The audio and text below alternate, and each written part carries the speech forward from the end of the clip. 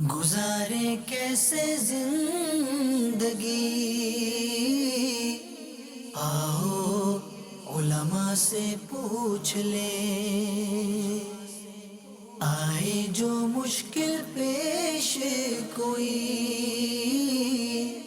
آؤ علماء سے پوچھ لیں۔ الحمد للہ رب العالمین والصلاة والسلام على سید الانبیاء والمرسلین، اما بعد فاعوذ باللہ من الشیطان الرجیم، بسم اللہ الرحمن الرحیم۔ الصلاة والسلام علیک یا رسول اللہ وعلی آلک واصحابک یا حبیب اللہ۔ الصلاة والسلام علیک یا نبی اللہ وعلی آلک واصحابک یا نور اللہ۔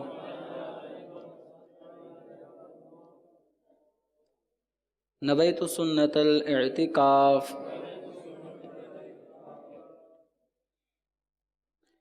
مکی مدنی تاجدار صلی اللہ تعالی علیہ وآلہ وسلم کا فرمان رحمت نشان ہے، جو مجھ پر ایک مرتبہ درود شریف پڑھتا ہے، اللہ تعالی اس کے لیے ایک قیرات اجر لکھتا ہے، اور ایک قیرات احد پہاڑ کے برابر ہے۔ صلو علی الحبیب صلی اللہ تعالی علی محمد صلی اللہ تعالی علیہ وآلہ وسلم۔ صلاۃ و سلام علیک یا سیدی یا مکی یا مدنی یا عربی یا قرشی یا ہاشمی یا مطلبی یا رسول اللہ صلی اللہ تعالی علیہ وآلہ وسلم۔ محترم اور پیارے اسلامی بھائیو، آج فرض علوم کورس کی اس نشست میں جو ہمارا موضوع ہے وہ مسافر کی نماز کے احکام۔ تو آج انشاءاللہ عز و جل اس موضوع سے متعلق ہم سنیں گے۔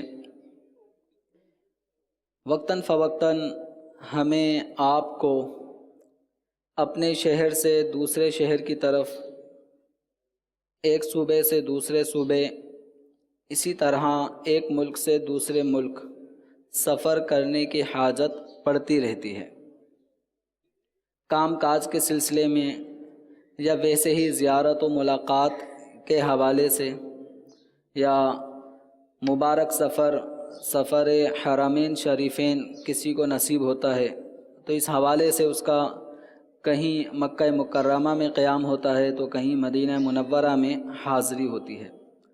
تو یوں اپنے وطن جو اس کا یہاں وطن اصلی ہوتا ہے، جہاں وہ پیدا ہوا ہوتا ہے، جہاں وہ اپنی فیملی کے ساتھ مستقل پیمانے پر رہائش پذیر ہوتا ہے، اور اس جگہ سے آگے کسی اور مقام کی طرف اس کا جانے کا کہ رہائش میں یہاں عارضی ہے، دوسری جگہ رکھوں گا، یہاں عارضی ہے، ایسا ذہن نہیں ہوتا۔ مستقل پیمانوں پر وہ اپنے کسی ایک مقام پر رہ رہا ہوتا ہے، تو وہ مقام اس کا وطن اصلی۔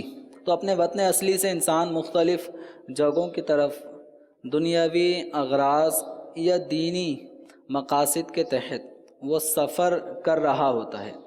تو ایسی صورت میں شریعت مطہرہ کے اس کے بارے میں احکامات ہیں، ان احکامات کے مطابق اس کو نمازیں ادا کرنی ہیں، ان احکامات کے مطابق اس کے لیے روزوں وغیرہ میں بھی کچھ رخصتیں مل جاتی ہیں۔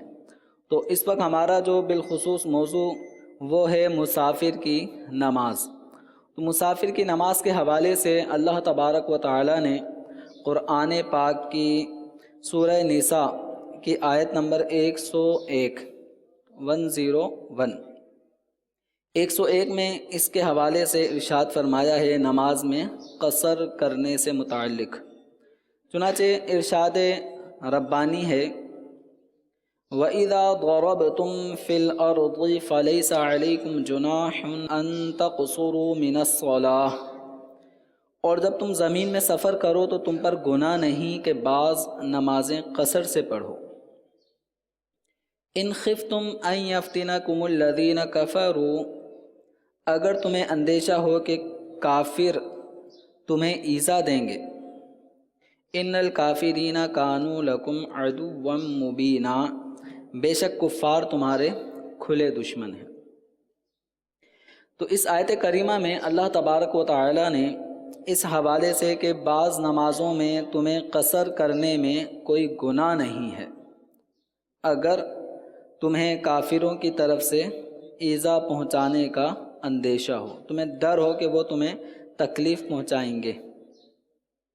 تو اس آیت کریمہ میں جو کفار کے خوف کا بیان ہے کہ اگر تمہیں کفار کا خوف ہو ایذا پہنچانے کا تو تم نمازوں میں کچھ نمازوں میں قصر کرو۔ تو اس حوالے سے یہ قصر کا حکم اس شرط کے ساتھ مشروط نہیں ہے کہ کفار کا خوف ہوگا تبھی قصر کا حکم ہے، اور اگر سفر کے دوران کفار کی ایذا رسانی کا خوف نہ ہو تو اب قصر نہیں بلکہ پوری پڑھی جائے۔ تو یہ جو ان خفتم والا جو کلام ہے کہ اگر تمہیں کفار کی طرف سے ایذا پہنچانے کا اندیشہ ہو تو پھر تم نماز میں کچھ نمازوں میں قصر کر لو، تو یہ خوف والی بات یہ شرط نہیں ہے۔ ظاہر کلام سے تو ایسا ہی معلوم ہوتا ہے، لیکن ان خفتم کو شریعت مطہرہ نے نماز میں قصر کے لیے شرط لازم قرار نہیں دیا۔ تو ایک موقع تھا کہ کفار کی طرف سے مسلمانوں کو خوف لاحق ہوتا تھا سفر کے دوران۔ مدینہ منورہ سے جب وہ باہر کی طرف سفر کرتے تھے تو کفار کی جانب سے اس میں ایذا پہنچانے کا ایک خوف ہوتا تھا۔ تو اس خوف یعنی ایک مسافر کے لیے ایک یہ سبب بھی بنا خوف جو نماز میں قصر کا باعث ہوا، لیکن ہمیشہ ایسا نہیں ہے۔ چنانچہ اسی حوالے سے صحیح مسلم شریف میں حضرت سیدنا یعلا بن امیہ رضی اللہ تعالی عنہ کا حضرت عمر رضی اللہ تعالی عنہ سے کچھ اس قسم کے بارے میں مکالمہ مذکور ہے۔ چنانچہ حضرت یعلا بن امیہ رضی اللہ تعالی عنہ نے حضرت سیدنا عمر فاروق رضی اللہ تعالی عنہ کی بارگاہ میں عرض کی کہ ہم تو اس وقت امن میں ہیں، یعنی اب ہمیں مسلمانوں کو اب کوئی خوف نہیں ہے۔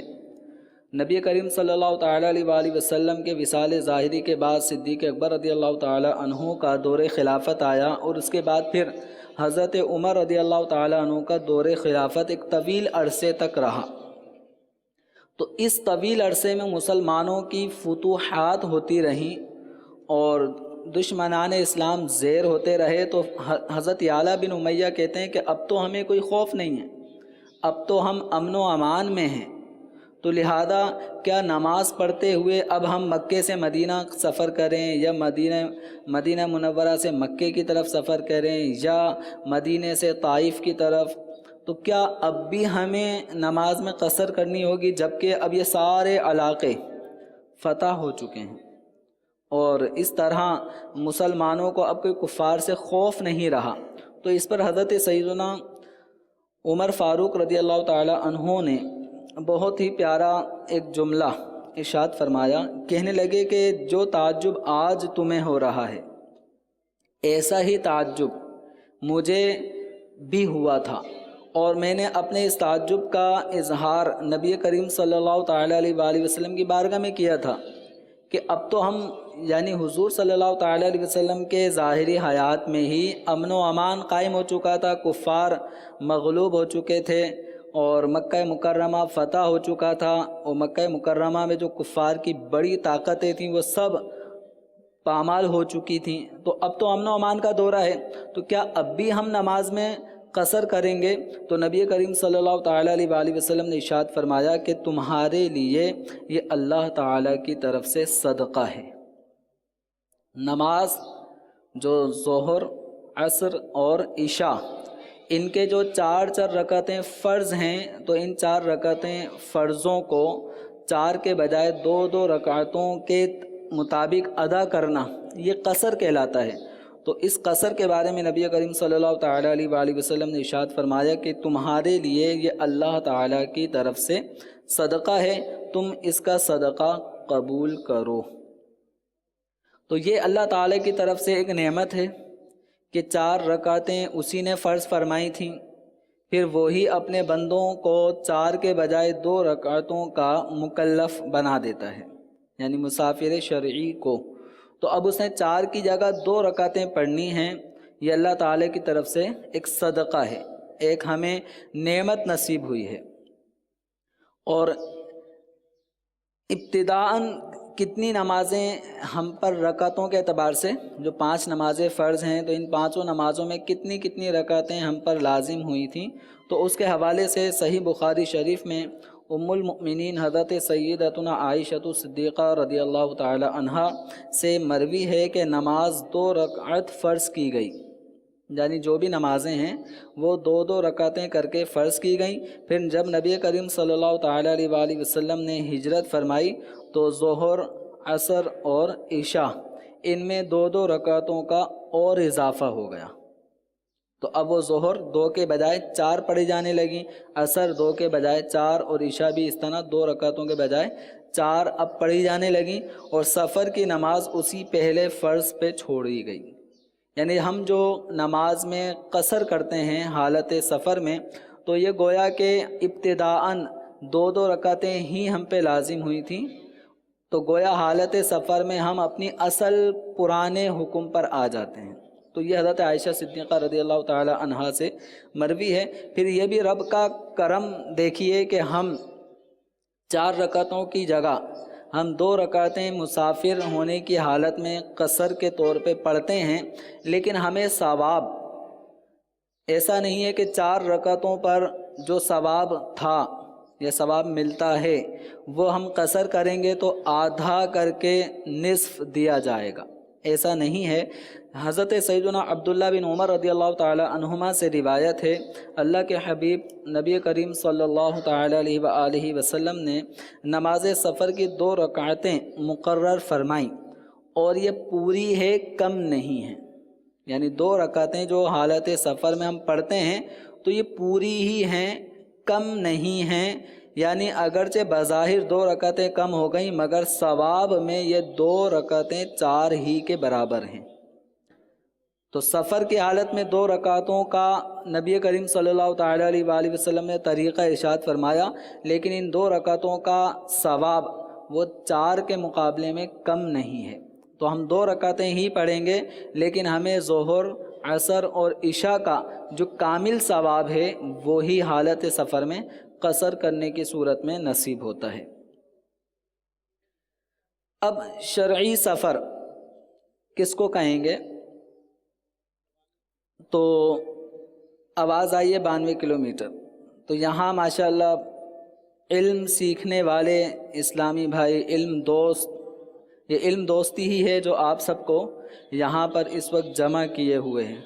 تو مختلف مقامات سے اسلامی بھائی یہاں آئے ہیں اور علم دین سیکھنے کے جذبے کے تحت، سنتیں سیکھنے کے جذبے کے تحت یہاں فیضان مدینہ میں قیام، پھر مختلف علاقوں میں مدنی قافلوں کے حوالے سے سفر ہوتا رہتا ہے۔ تو بہرحال شرعی جو مسافت ہے، یعنی جتنی مقدار سفر کرنے کی صورت میں ایک آدمی مسافر ہو جائے گا تو اس کی پیمائش ہے 57.5 میل، جس کو اگر ہم کلومیٹر میں جب کنورٹ کرتے ہیں تو تقریباً 92 کلومیٹر یہ بنتا ہے۔ تو اگر کوئی شخص اپنے مقام اقامت، یعنی جہاں وہ مکین ہے، مقیم ہے، جہاں وہ رہتا ہے، اس وطن اصلی سے اگر کوئی شخص 92 کلومیٹر کی مسافت دور کسی دوسرے شہر یا گاؤں کی طرف سفر کرے گا تو اس کا یہ جو سفر ہے یہ 92 کلومیٹر یا اس سے زائد اگر فاصلہ ہے تو یہ سفر اس کا سفر شرعی کہلائے گا، اور یہ آدمی اس سفر کے دوران مسافر رہے گا۔ اب مسافر انسان کب ہوگا؟ مسافر یعنی ایک سفر کا آغاز تو ہے، اس کا پلان ہے۔ مثال کے طور پہ کراچی باب المدینہ کا کوئی رہنے والا ہے اور اس کو باب الاسلام سندھ حیدرآباد کا سفر کرنا ہے، ٹھیک ہے. تو اب کراچی کا مقیم، یہاں کا پیدائشی، یہاں کا رہائشی، اس کو کسی بھی غرض سے حیدرآباد کی طرف سفر کرنا ہے تو حیدرآباد اور کراچی کے مابین جو فاصلہ ہے یہ تقریباً 150 کلومیٹر کے قریب بنتا ہے، یا اس سے زیادہ ہوگا. تو اب یہ کراچی سے حیدرآباد کی طرف جانے والا، چونکہ 92 کلومیٹر سے زیادہ مسافت ہے دونوں شہروں کی آبادی کے درمیان، تو اب کراچی کا رہائشی جب حیدرآباد کی طرف جائے گا تو اس کا یہ حیدرآباد کا سفر شرعی ہے. اب یہ سفر کس وقت، یعنی سفر جب اس نے سامان باندھنا شروع کیا، ذہن بنا لیا کہ اب میں حیدرآباد کی طرف جا رہا ہوں، بس تیاریاں شروع کر دیں، اور مثال کے طور پہ صبح سے تیاری شروع کر دی اور کپڑے استری یہ سب کچھ اس کے ہو رہے ہیں، اور ظہر کی نماز کا وقت اس کو اپنے کراچی ہی میں، اپنے علاقے میں ہی ظہر کی نماز کا وقت آ گیا، ظہر پڑھ رہا ہے، تو سفر کا ارادہ کرتے ہی اس کو نماز میں قصر کا حکم نہیں ملے گا. یعنی جس وقت سفر کا ارادہ ہو گیا تو اسی وقت سے اب یہ نماز میں قصر کرے، ایسا نہیں ہے کہ اب جو ظہر پڑھے گا تو یہ 2 رکعتیں پڑھے گا، ایسا نہیں، بلکہ اب یہ سفر کی نیت سے حیدرآباد جانے والا شخص اب یہ اس وقت سے مسافر کہلائے گا، اور اسی وقت سے اس کو نمازوں میں قصر کا حکم ہوگا کہ جب یہ اپنے کراچی کی حدود سے نکل جائے. جو کراچی کی جو آبادی ہے اس آبادی سے جب یہ باہر ہو جائے گا تو اگر شہر میں ہے تو شہر سے باہر ہو جائے، اگر گاؤں میں رہتا ہے تو گاؤں کی آبادی سے باہر ہو جائے. ٹھیک ہے، تو اس طرح جب وہ اپنی آبادی، اپنے شہر یا اپنے گاؤں کی آبادی سے باہر نکل جائے گا تو اب اس کے لیے نماز میں قصر کا حکم ہوگا. اور شہر والے کے لیے یہ بھی ضروری ہے کہ شہر کے آس پاس جو آبادی شہر سے متصل ہے اس سے بھی باہر ہو جائے. جیسے کراچی اتنا بڑا شہر ہے کہ اس کے اندر کافی علاقے، بڑے بڑے علاقوں پر مشتمل یہ ایک شہر ہے، اور کراچی کے مضافات میں، کراچی کے کنارے پر بھی کافی گوٹھ موجود ہیں. تو اگر کوئی کراچی سے مثال کے طور پہ یہاں کھارا در کا رہنے والا ہے تو کھارا در کا رہنے والا اپنے علاقے سے کھارا در سے نکل گیا تو مسافر بنے گا، ایسا نہیں ہے. ابھی وہ کراچی کے اندر ہی ہے، ابھی اس کو ٹول پلازا کے قریب سہراب گوٹ تک پہنچنے میں اس کو تقریباً 20 کلومیٹر کا فاصلہ طے کرنا ہے. تو ابھی کھارا در سے چلنے والا وہ یہاں فیضان مدینہ بھی، سیوک سینٹر، پھر آگے جا کے گلشن، پھر سہراب گوٹ، اس کو پہنچنے میں 20 کلومیٹر تقریباً یہ فاصلہ بن جاتا ہے.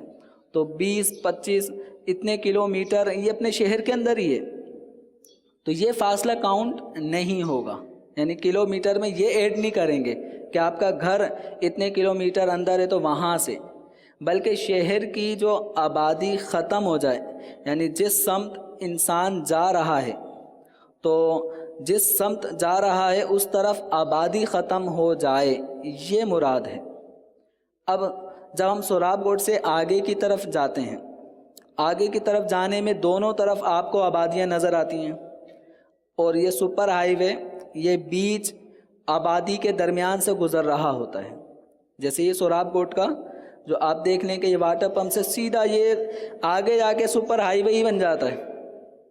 تو اب یہ روڈ ابھی تو آبادی، ادھر بھی آبادی ہے، ادھر بھی آبادی ہے، پھر آگے جاتے ہیں سہراب گوٹ سے آگے تو ادھر بھی آبادی، ادھر بھی آبادی، تو ابھی یہ روڈ ہمارا آبادی کے اندر سے گزر رہا ہے.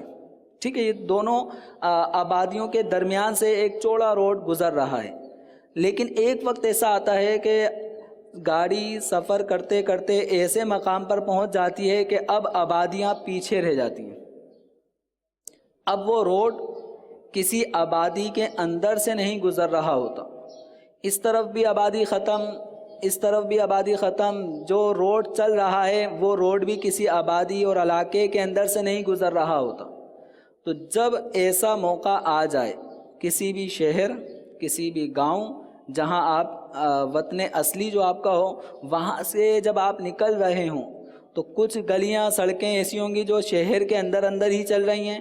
جب وہی گلیاں وہی روڈ جب چلتے چلتے ایسے مقام کی طرف آ جاتا ہے یا آپ کی سواری ایسے مقام تک پہنچ جاتی ہے کہ اب جس جگہ آپ جا رہے ہیں اس جگہ کوئی آبادی نہیں ہے اور اس کے اطراف میں آبادی ختم اکثر ہونا شروع ہو جاتی ہے، لیکن جس سمت آپ جا رہے ہیں، جس روڈ کو آپ نے لیا ہوا ہے، اس روٹ کا آبادی سے کوئی تعلق نہ رہے، تو اب آپ کے لیے یہاں سے سفر شرعی کا آغاز ہو جائے گا.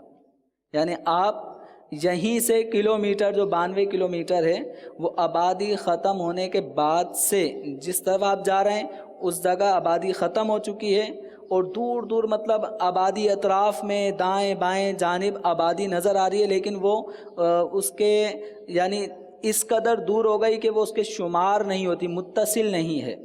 تو ایسی صورت میں آبادی سے باہر اگر کوئی ہو جاتا ہے تو وہاں سے اس کے لیے مسافر شرعی کا حکم شروع ہو جائے گا. تو ہمارے کراچی میں اکثر جب سفر ہو رہا ہوتا ہے تو ٹول پلازا جو ہمارا آتا ہے یہ آبادی کے اندر نہیں ہے، تو آبادی اس سے پہلے ہی تقریباً ختم ہونا شروع ہو جاتی ہے. تو ٹول پلازا جو اس وقت ہمارے یہاں کا کراچی کا ہے تو سپر ہائی وے پر، تو وہ آبادی سے باہر کی طرف ہے. تو یوں اگر کوئی ٹول پلازا تک پہنچ جاتا ہے تو اس کے لیے مسافر شرعی کا حکم شروع ہو جاتا ہے. اب یہ یوں سمجھیں کہ جب تک آبادی پیچھے ہے اس وقت تک تو یہ حکم رہے گا، لیکن چند سالوں میں اگر آبادی بڑھتے بڑھتے بڑھتے ٹول پلازا کو بھی اپنی لپیٹ میں لے لیتی ہے تو پھر ٹول پلازا کراچی شہر کا ہی ایک حصہ بن جائے گا. تو یہ آہستہ آہستہ آبادیاں پھیل رہی ہیں، تو وہ پھر چند سالوں بعد حکم اس کا کیا ہوگا تو وہ پھر آئندہ اس پہ غور کیا جائے گا. لیکن فی الحال ایسا ہے کہ کراچی ٹول پلازا پر اگر کوئی پہنچ جاتا ہے تو اطراف کی آبادیاں اس کے لیے ختم ہو چکی ہوتی ہیں. تو اس لیے کوئی وہاں پہنچ کر اب جو نماز اس کو ظہر پڑھنی ہے، اب جو عصر پڑھنی ہے، اب دوران سفر جو عشاء کی نماز اس کو پڑھنی ہے، تو اس میں اس نے قصر کرنا ہوگا. اب اس کے اندر یہ کہ اب مثال کے طور پہ آپ حیدرآباد جا رہے ہیں تو حیدرآباد اور کراچی کے مابین 92 کلومیٹر سے زیادہ مسافت ہے. دونوں شہروں کی آبادیاں اگر ہم ان آبادیوں کو ختم کر کے درمیان کا جو اسپیس ہے اس کو اگر ہم کاؤنٹ کرتے ہیں تو وہ 92 کلومیٹر سے بہت زیادہ ہے. تو اب آپ حیدرآباد جا رہے ہیں 1 ہفتے کے لیے، 10 دن کے لیے، 12 دن کے لیے، 14 دن کے لیے آپ کا حیدرآباد میں قیام ہوگا. تو آپ کراچی سے جو یہاں کی آبادی سے بالکل باہر ہو گئے، ٹھیک ہے، تو آپ نماز میں قصر کرنا شروع کریں گے. دوران سفر آپ کو ظہر، عصر اور عشاء کی نمازیں اگر ملتی ہیں تو ان نمازوں میں آپ کو قصر کرنا ہے. قصر کا مطلب کمی کرنا، اور کمی کا مطلب 4 رکعت والی نماز کو 2 رکعتیں کر کے پڑھنا ہے. اب آپ حیدرآباد پہنچ گئے، چونکہ آپ کے حیدرآباد میں آپ کا سفر کا ارادہ تھا، وہ آپ کی منزل تھی، وہاں پہنچ گئے. اب وہاں پر آپ کس طرح نماز پڑھیں گے؟ قصر کریں گے یا آپ پوری پڑھیں گے؟ تو چونکہ آپ کی وہاں رہنے کی نیت 5 دن ہے، 8 دن ہے، یا 12 دن ہے، یا 14 دن ہے، 15 دن سے کم ہے، 15 دن سے کم ہے، 15 دن 15 راتوں سے کم آپ کا حیدرآباد میں رہنے کا ارادہ ہے، تو جتنے دن 15 سے کم آپ کے وہاں رہنے کا ارادہ ہے تو اس تمام زمانے میں آپ کو نماز میں قصر کرنی ہے. کب قصر کرنی ہے؟ جب کہ آپ وہاں کے امام صاحب کے پیچھے نماز نہ پڑھ رہے ہوں، آپ اکیلے پڑھ رہے ہیں. جماعت نکل گئی تو اب آپ اکیلے جو پڑھیں گے تو آپ 4 کی جگہ 2 رکعت فرض ادا کریں گے. لیکن اگر وہاں کے امام صاحب کے پیچھے آپ کو نماز پڑھنے کو ملتی ہے، مقیم امام کے پیچھے، تو آپ پھر قصر نہیں کریں گے، ان کی اتباع میں آپ کو ظہر، عصر، عشاء 4 رکعتیں ہی ادا کرنی ہیں. اگر آپ کا ارادہ حیدرآباد جانے کا ہے 15 دن، 20 دن، 15 دن رات یا اس سے زیادہ دن راتیں آپ کو حیدرآباد میں گزارنی ہیں، تو اب جو آپ کراچی سے چلیں گے حیدرآباد کے لیے، حیدرآباد میں آپ کا 15 دن یا اس سے زیادہ رہنے کا ارادہ ہے تو آپ حیدرآباد میں کیا ہوں گے؟ مقیم. اس میں ظہر، عصر اور عشاء یہ اب 4 رکعتیں ہی پڑھنی ہوں گی. جماعت کے ساتھ تو 4 پڑھنی ہی تھیں، اب اگر تنہا بھی پڑھنی پڑی تو آپ کو کتنی رکعتیں ادا کرنی ہیں؟ 4. کیوں؟ اس لیے کہ آپ 15 دن رات آپ وہاں رہنے کا ارادہ لے کر سفر پہ نکلے تھے اور وہاں پہنچ چکے ہیں، تو 15 راتیں آپ کو وہاں رکنی ہیں یا اس سے زیادہ قیام کرنا ہے، تو آپ وہاں پر ہو گئے مقیم. اب آپ کو وہاں پہ ظہر، عصر اور عشاء پوری پڑھنی ہے. لیکن جو کراچی اور حیدرآباد کے مابین جو سفر تھا، اس میں آپ کو کتنی پڑھنی ہے؟ آپ کا ارادہ 1 مہینے حیدرآباد میں رہنے کا ہے. اب کراچی سے نکل کر حیدرآباد پہنچنے تک یہ جو درمیان کا سفر ہے، اس میں آپ کتنی رکعت پڑھیں گے؟ 4 پڑھیں گے، 2 پڑھیں گے؟ کیا پڑھیں گے؟ 4 والے بھی ہیں، 2 والے بھی ہیں، دونوں قسم کے افراد ہیں. قصر کرنی ہے یا پوری پڑھنی ہے؟ قصر کیوں کرنی ہے؟ کیونکہ آپ کے شہر کراچی اور حیدرآباد کے مابین مسافت، فاصلہ کتنا ہے؟ 92 کلومیٹر.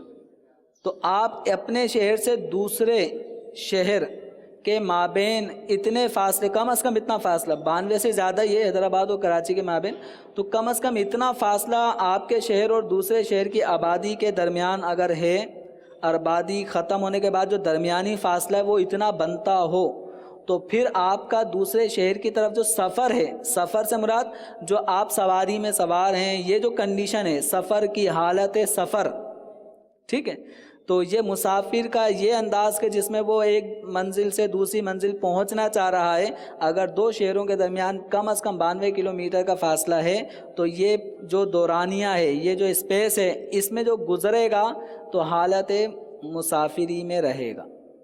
اگرچہ دوسرے مقام پر آپ کے رہنے کی نیت 5 دن ہو یا 15 دن ہو یا 20 دن ہو، یہ جو درمیانی سفر ہے، ایک شہر سے دوسرے شہر کا فاصلہ، اس فاصلے میں آپ کو قصر کرنا ہے.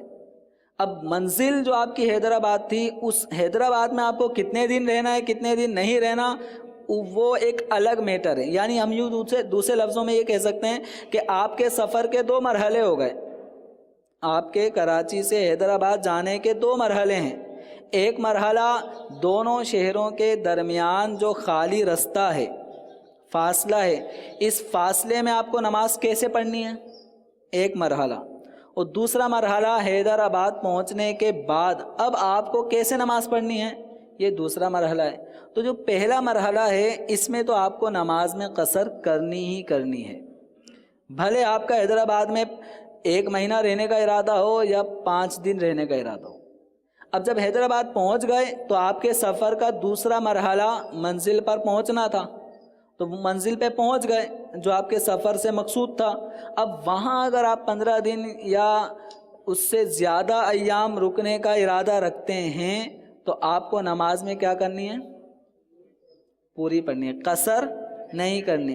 لیکن آپ نے اگر 15 دن سے کم نیت لے کے حیدرآباد پہنچے تو اب آپ کو کتنی رکعتیں پڑھنی ہیں، اب قصر کرنی ہے، کیونکہ آپ کے جو منزل پہ پہنچنے والا سفر کا مرحلہ ہے وہ 15 دن 15 راتوں سے کم ہے. تو ایسی صورت میں آپ کیا ہوں گے، مسافر. اب آپ حیدرآباد سے واپسی آ رہے ہیں، حیدرآباد آپ نے 1 مہینہ رکنا تھا، 15 دن رکنے تھے، تو آپ کو وہاں پہ کیسی نماز پڑھنی پڑی، پوری. ٹھیک ہے، آپ کو 15 دن سے کم رکنے کا ارادہ تھا، 10 12 دن، 8 دن، 5 دن، 2 دن، 1 دن، تو آپ نے وہاں پہ جو نماز پڑھنی تھی ظہر، عصر، عشاء، وہ کیا کرنی تھی، قصر. اب آپ آ رہے ہیں حیدرآباد سے کراچی واپسی اپنے شہر کی طرف، تو اب اس صورت میں آپ کو کس طرح نمازیں پڑھنی ہیں. اگر آپ حیدرآباد 15 دن سے کم دن رہنے کی نیت لے کر گئے تھے تو آپ وہاں پہ جب تک رہے قصر کرتے رہے یہاں تک کہ حیدرآباد سے نکل رہے ہیں تب بھی قصر ہی کریں گے. حیدرآباد سے نکلتے آپ سفر کی حالت میں آ گئے. اب آپ کا یہ سفر والا مرحلہ شروع ہو گیا، تو اس میں بھی آپ قصر کرتے رہیں گے یہاں تک کہ کراچی کی آبادی میں آ جائیں. تو جیسے ہی کراچی کی آبادی میں داخل ہو گئے، یعنی آپ جب کراچی کی ایسی حدود میں آنا شروع ہو گئے کہ اب آپ کے اطراف میں آپ جس جگہ آ گئے تو سمجھو وہ آبادی ہی میں آ گئے، تو اب آپ کو نمازوں میں قصر نہیں کرنی۔ اگر آپ حیدرآباد 15 دن یا اس سے زیادہ دن کی نیت سے گئے تھے، اب آپ حیدرآباد سے واپسی آ رہے ہیں، گاڑی میں بیٹھ چکے ہیں، گاڑی چلنے میں کچھ ٹائم تھا، آپ نے کہا چلو عصر کی نماز پڑھ لوں، تو ابھی آپ چونکہ وہاں مقیم تھے تو جب تک حیدرآباد میں ہیں آپ کو عصر 4 رکعتیں ہی پڑھنی ہیں، کیونکہ آپ وہاں پہ مقیم تھے۔ اب ایسے ہی آپ عشاء کی نماز کا وقت وہاں پہ شروع ہو جاتا ہے، لیکن ابھی تک گاڑی آبادی کے اندر ہی ہے اور آپ کو نماز پڑھنے کا موقع مل جاتا ہے، تو آپ عشاء، ظہر، عصر یہ وہاں پہ پوری ہی پڑھیں گے۔ کیوں؟ کیونکہ آپ ابھی حیدرآباد کی حدود کے اندر ہی ہیں، اور وہ آپ کا کیا ہے؟ محل اقامت۔ آپ وہاں پہ 15 دن یا اس سے زیادہ ایام رکنے کے لیے گئے تھے، تو اس لیے وہ آپ کا محل اقامت بن گیا، وطن اقامت بن گیا، تو آپ کو وہاں پوری پڑھنی ہے جب تک کہ اس کی آبادی سے نکل نہ جائیں۔ جب آپ حیدرآباد کی آبادی سے نکل گئے کہ آپ کی گاڑی، آپ کی سواری ایسے مقام پر آ چکی ہے کہ اب اس مقام میں کوئی آبادی نہیں ہے، وہ آبادی سے روڈ نہیں گزر رہا، اب آبادی سے کٹ چکا ہے، اور اطراف میں بھی سمجھو آبادی اب ختم ہوتی جا رہی ہے، یا آبادی ہے لیکن وہ اس سے متصل اب شمار نہیں ہو رہی، تو اب ایسی صورت میں آپ کیا ہو گئے؟ مسافر۔ اب آپ کراچی آنے تک، کراچی کی آبادی میں داخل ہونے تک آپ نماز میں ظہر، عصر، عشاء میں قصر کریں گے۔ سمجھ میں آ گیا مسئلہ؟ کراچی اور حیدرآباد کی اس مثال کو آپ دیگر شہروں پہ بھی قیاس کر سکتے ہیں۔ آپ کا سفر مرکز الاولیاء لاہور ہوتا ہے تو یہی مثال اس کے لیے ہے، لاہور سے ملتان آپ کا سفر ہوتا ہے تو یہی مثال اس کے لیے ہے۔ تو اس طرح جو مختلف اپنے اپنے شہروں کی آبادی سے نکل کر دوسرے شہر کی آبادی کے درمیان جو فاصلہ ہے، یہ سفر کا پہلا مرحلہ ہے، اس میں تو آپ کو قصر کرنی ہوگی، جبکہ اس دو آبادیوں کے مابین فاصلہ 92 کلومیٹر یا اس سے زیادہ ہو، اور منزل پہ پہنچنے کے بعد اب آپ کو قصر کرنی ہے یا پوری پڑھنی ہے، اس کا فیصلہ آپ خود کریں گے کہ آپ کا وہاں رہنے کا کتنے دن کا ارادہ ہے۔ 15 دن سے کم تو قصر کریں، 15 دن رات رہنا ہے، اس سے زیادہ رہنا ہے تو آپ وہاں پر پوری پڑھیں گے۔ پھر سفر کے لیے یہ بھی ضروری ہے کہ جس مقام سے آپ دوسرے مقام کے مابین، آپ ایک مقام سے دوسرے مقام جا رہے ہیں تو ان دو شہروں کے مابین جو فاصلہ ہو وہ 3 دن کی راہ یعنی 92 کلومیٹر کا آپ کا ارادہ ہو، اور ایسی صورت میں آپ کا یہ جو سفر ہے وہ متصل ہو۔ سفر کیا ہو؟ متصل ہو۔ متصل ہونے کا مطلب یہ ہے کہ آپ درمیان میں کسی اور جگہ قیام نہیں کریں، ٹھہریں گے نہیں۔ اب مثال کے طور پہ ہمارے یہاں کراچی سے نوری آباد یہ 92 کلومیٹر سے کم فاصلے پر ہے۔ اگر آپ کراچی سے ڈائریکٹ حیدرآباد جاتے ہیں تو آپ کا یہ سفر پورا 92 کلومیٹر سے زیادہ بن جاتا ہے، تو اب کراچی سے حیدرآباد جانے کی صورت میں آپ کو قصر کرنی ہوگی اس سفر کے دوران۔ حیدرآباد پہنچنے کا مسئلہ آپ کی نیت پہ ڈیپینڈ کرتا ہے کتنے دن رکنا ہے، ٹھیک ہے، لیکن اس سفر کے دوران آپ کیا کریں گے؟ قصر، کیونکہ آپ کا 2 شہروں کے درمیان فاصلہ اتنا ہے 92 کلومیٹر سے زیادہ، اور آپ کا ڈائریکٹ حیدرآباد پہنچنے کا ارادہ ہے۔ لیکن اگر آپ کا معاملہ یہ ہے کہ آپ چاہتے ہیں کہ نوری آباد میں 1 دن 1 رات میں وہاں رکوں گا، وہاں سے پھر مجھے حیدرآباد جانا ہے، تو کراچی سے آپ نکلے ہیں، فرسٹ اسٹیپ آپ کا سفر کا کہاں تک ہے؟ نوری آباد۔ کراچی اور نوری آباد کے درمیان فاصلہ 92 کلومیٹر جتنا نہیں بنتا، ٹھیک ہے۔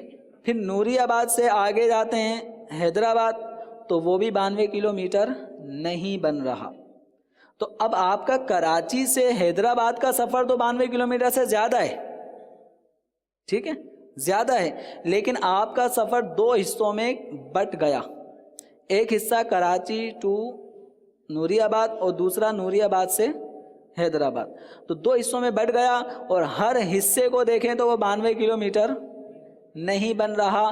اس طرح آپ نے ایک دن نوری آباد میں رکنے کا ارادہ کیا، پہلے آپ نوری آباد گئے، وہاں پہ قیام کیا، رکے، پھر آپ کا ارادہ ہوا حیدرآباد، حیدرآباد سے پھر آپ کا ارادہ ہو جاتا ہے 92 کلومیٹر کے اندر کسی اور گاؤں کی طرف، پھر وہاں سے 80 کلومیٹر پھر کسی اور گاؤں کی طرف، کسی اور شہر کی طرف آپ کا جانے کا ارادہ ہو جاتا ہے۔ یوں کرتے کراتے آپ کراچی سے کشمیر پہنچ گئے۔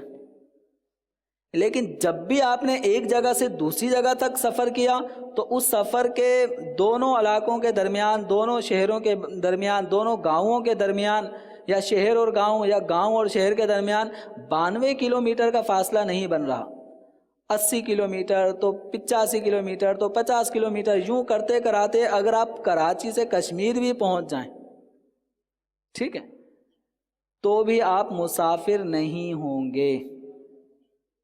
کیوں نہیں ہوں گے؟ کیونکہ آپ کا جو سفر کا مرحلہ ہے وہ کبھی بھی 92 کلومیٹر بنا ہی نہیں۔ اب آپ کے ذہن میں سوال ہے، کراچی سے کشمیر پہنچ گیا، ایک کونے سے پاکستان کے دوسرے کونے پہنچ چکا ہوں، تب بھی میں مسافر نہیں ہوں؟ تو نہیں ہو بھائی۔ کیوں نہیں ہوں؟ کیونکہ آپ کا جو بھی سفر رہا، جب آپ نے ایک جگہ سے دوسری جگہ سفر کیا تو وہ 92 کلومیٹر بنا ہی نہیں۔ اگرچہ آپ کے گھر سے وہ سینکڑوں ہزار کلومیٹر بھی بن جائے تب بھی آپ کیا ہوں گے؟ مقیم۔ مسافر کب بنیں گے؟ جب آپ کے سفر کا کوئی بھی مرحلہ جب 92 کلومیٹر پر مشتمل ہوگا تو اب آپ کیا ہو جائیں گے؟ اب مسافر ہو جائیں گے۔ جیسے کراچی سے نوری آباد گئے، نوری آباد سے حیدرآباد گئے، اب آپ حیدرآباد میں بھی پوری پڑھیں گے نمازیں، نوری آباد میں بھی پوری پڑھیں گے۔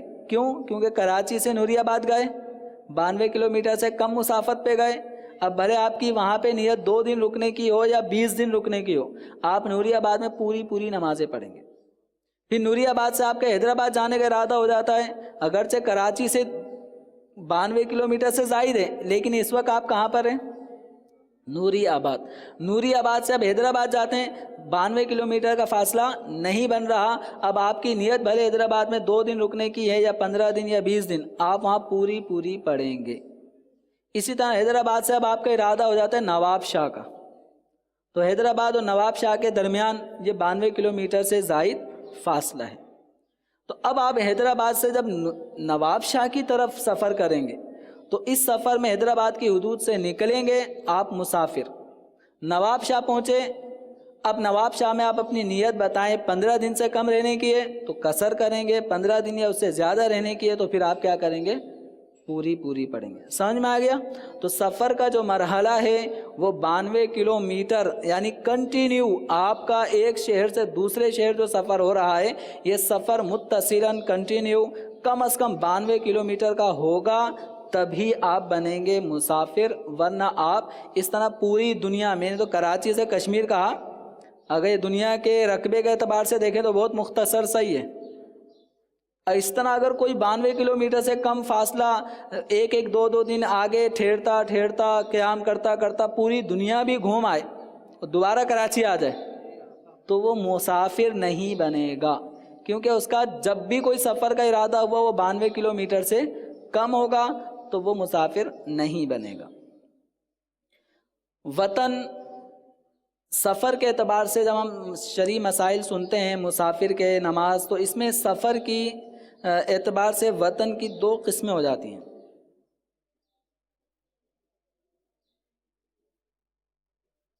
ایک ہے وطن اصلی، وطن اصلی، اور ایک ہوتا ہے وطن اقامت۔ وطن اصلی کون سی جگہ ہوتی ہے؟ وہ جگہ جہاں پر کسی انسان کی پیدائش ہوئی ہو۔ اب جو کراچی کا پیدائشی ہے تو کراچی اس کے لیے کیا ہے؟ وطن اصلی۔ یا اس کے گھر والے وہاں رہتے ہوں اور مستقل پیمانوں پہ رہتے ہوں تو وہ جگہ بھی وطن اصلی ہوتی ہے۔ مثال کے طور پہ ہماری ایک تعداد شاید اس وقت یہاں تو مجھے نہیں لگتی، شاید ناظرین میں ایسی تعداد ہو کہ جن کی پیدائش ہندوستان کی ہے۔ پیدا کہاں پہ ہوئے تھے وہ؟ ان کے آباء و اجداد جب یہاں پہ ان کو لے کر آ گئے تو اب وہ پلے بڑے یہاں رہے، اب ان کے بھی آگے پوتے پوتیاں نواسے نواسیاں یہیں ہو گئے. اب دوبارہ ان سے پوچھا جائے کہ آپ ہندوستان جائیں گے، وہ کہیں گے نہیں جاؤں گا، یہیں رہنا. تو اب پیدا کہاں ہوا تھا وہ؟ ہندوستان میں. آ گیا اب پاکستان میں، اور پاکستان سے جانے کا واپسی ہندوستان ارادہ نہیں ہے. اس نے فل ذہن بنا لیا کہ میں نے پاکستان میں ہی رہنا ہے. تو اب اس صورت میں یہ پاکستان اس کے لیے کیا ہو جائے گا؟ پاکستان کا وہ شہر جس شہر میں وہ رہ رہا ہے، وہ گاؤں جس میں وہ رہ رہا ہے، تو اب وہ شہر یا وہ گاؤں اس کے لیے کیا ہو جائے گا؟ وطن اصلی ہو جائے گا. تو یعنی اسی کو امیر اہل سنت نے یوں ذکر فرمایا کہ وہاں سکونت کر لی اور یہ ارادہ ہے کہ یہاں سے نہیں جائے گا. تو اس کی بہت پیاری مثال نبی کریم رؤوف الرحیم صلی اللہ تعالیٰ علیہ وآلہ وسلم کی ولادت باسعادت کون سے شہر میں ہوئی؟ عرب کے مشہور شہر مکہ مکرمہ میں. اور آپ کا وصال ظاہری کہاں ہوا؟ مدینہ منورہ میں. تو نبی کریم صلی اللہ تعالیٰ علیہ وآلہ وسلم کی پیدائش مکہ مکرمہ میں ہوئی، لیکن آپ کی مستقل رہائش کہاں پہ ہوئی؟ مدینہ منورہ میں. جب ہجرت فرما کے مدینہ منورہ تشریف لے آئے تو اب مدینہ سے واپسی مکے جانے کا آپ صلی اللہ تعالیٰ علیہ وسلم کا ارادہ نہیں تھا، بلکہ صحابہ کرام علیہم رضوان کو جب تشویش ہوئی کہ جب فتح مکہ ہو گیا اور مکہ فتح ہونے کے بعد اب آپ صلی اللہ تعالیٰ علیہ وآلہ وسلم بڑی شان و شوکت کے ساتھ بغیر ہتھیار اٹھائے، بغیر کسی کی گردن کاٹے، یعنی کوئی جنگ نہیں ہوئی، اور مکہ فتح ہو گیا اور عالی شان انداز میں مکہ فتح ہوا، تو بعض انصار صحابہ کرام علیہم رضوان کو تشویش لاحق ہوئی. کیا تشویش لاحق ہوئی؟ کہ اب ہم حضور صلی اللہ تعالیٰ علیہ وسلم کی صحبت سے کہیں محروم نہ ہو جائیں، کہ حضور اکرم صلی اللہ تعالیٰ علیہ وسلم کو مکے والوں نے ہجرت کرنے پہ مجبور کیا، آپ یہاں آئے، اب مکہ فتح ہو چکا ہے اور حضور صلی اللہ تعالیٰ علیہ وسلم اب مکے میں ہی دوبارہ قیام پذیر نہ ہو جائیں. تو یہ سوچ بعض صحابہ انصار صحابہ کرام علیہم رضوان کو تڑپا رہی تھی. تو نبی کریم صلی اللہ تعالیٰ علیہ وآلہ وسلم نے جب یہ کیفیت انصار کی ملاحظہ فرمائی تو ان کے لیے ارشاد فرمایا کہ میرا جینا بھی تمہارے ساتھ ہے اور میرا انتقال اور وصال بھی تمہارے ساتھ ہی ہوگا. تو پھر انصار کو قرار آیا. تو یعنی اس سے معلوم ہوا کہ آپ صلی اللہ تعالیٰ علیہ وسلم کی پیدائش مکے کی ہے، لیکن آپ صلی اللہ تعالیٰ علیہ وسلم نے اب مکہ مکرمہ سے ہجرت فرما کے مدینہ منورہ کو اپنا وطن اصلی بنا لیا کہ اب یہیں رہنا ہے. تو مدینہ منورہ سرکار کا وطن اصلی ہوا. تو اس اعتبار سے بھی ہمارے بے شمار مسلمان ہیں کہ جو پیدا ایک شہر میں ہوتے ہیں، پیدا ہونے کے بعد پھر دوسرے شہر میں آ جاتے ہیں. شروع میں تو وہ کام کاج کے سلسلے میں آتے ہیں، اس کے بعد پھر مستقل ان کا ذہن بن جاتا ہے کہ اب میں نے یہیں رہنا ہے، اب واپسی اپنے وہ گاؤں نہیں آنا، مجھے اب یہیں رہنا ہے، یہیں میری نسلیں چلیں گی، یہیں میں نے رہنا ہے. اور وہ اس سابقہ اپنی جائے پیدائش کو وہ چھوڑ دیتا ہے، ٹھیک ہے، ارادہ کینسل کر دیتا ہے کہ اب میں نے وہاں نہیں جانا. وہاں جانا ہے تو ملنے ملانے کے لیے بھائیوں سے، تو اپنے والد یا والدہ سے ملنے ملانے کے لیے جانا ہے، لیکن رہائش وہاں سے اس نے کٹ کر دی ہے اور مستقل پیمانوں پہ کسی نئے شہر کو اس نے کیا کر لیا؟ آباد کر لیا ہے کہ میں نے یہیں رہنا ہے. تو اب ایسے کے لیے پھر وہ نیا مقام کیا ہو جاتا ہے؟ وطن اصلی ہو جاتا ہے. اور پچھلا مقام جو ان کی جائے پیدائش تھا، ان کے جہاں اس کا بچپن گزرا تھا، اب وہ جگہ پھر اس کے لیے وطن اصلی نہیں رہتی. تو ایک تعداد باب المدینہ کراچی میں بھی ایسے اسلامی بھائیوں کی، ایسے مسلمانوں کی ہے کہ جو دیکھیں تو کوئی پنجاب سے تعلق رکھتا تھا یا پاکستان کے کسی اور صوبے سے تعلق رکھتا تھا، لیکن وہاں سے اب وہ مستقل بنیادوں پر اس کو چھوڑ کر اب وہ سارا سمجھو اس نے ساز و سامان پورا ذہن بنا لیا کہ میں نے یہیں پہ رہنا ہے، یہی میرا وطن ہے.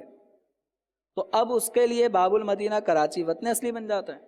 یہ اس کے لیے کہ جس کو وہاں اب نہیں جانا اور وہاں کی رہائش بالکل منقطع کر دی ہے، تو اس کے لیے اب یہ کراچی باب المدینہ یہ اس کے لیے وطن اصلی بن جائے گا، جبکہ اب اس نے یہیں پر اپنی مستقل سکونت اختیار کر لی ہے.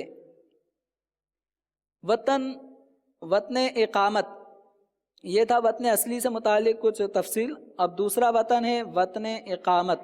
تو وطن اقامت اس جگہ کو کہتے ہیں کہ مسافر نے 15 دن یا اس سے زیادہ ایام کسی جگہ رہنے کا ارادہ کیا ہو.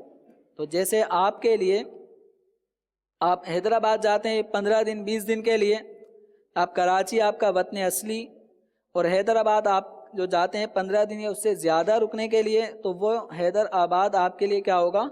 وطن اقامت. اقامت کا مطلب مقیم ہونے کی جگہ. وطن اقامت مقیم ہونے کی جگہ. تو آپ کے لیے وہاں پر 15 دن یا اس سے زیادہ رہنے کا ارادہ تھا، تو اب وہ وطن اقامت ہے، وہاں پہ آپ کو پوری نمازیں پڑھنی ہوں گی. اور ایک کہلاتا ہے وطن سفر. وطن سفر، وطن سفر سے مراد آپ کسی جگہ 15 دن سے کم رکنے کے ارادے سے جب سفر کرتے ہیں، تو اب جو جیسے کراچی سے حیدرآباد آپ کا سفر ہوا اور آپ کی نیت 15 سے کم یعنی 12 دن 14 دن 13 دن 10 دن یہ رکنے کا ارادہ ہے، تو اب حیدرآباد آپ کے لیے کیا ہوگا؟ وطن سفر. یعنی اس مقام پر آپ نے مسافر ہونے کی حیثیت سے 4 رکعت والی فرض نماز کو کتنی رکعتوں میں پڑھنا ہے؟ 2. تو یہ آپ کا ہوگا وطن سفر.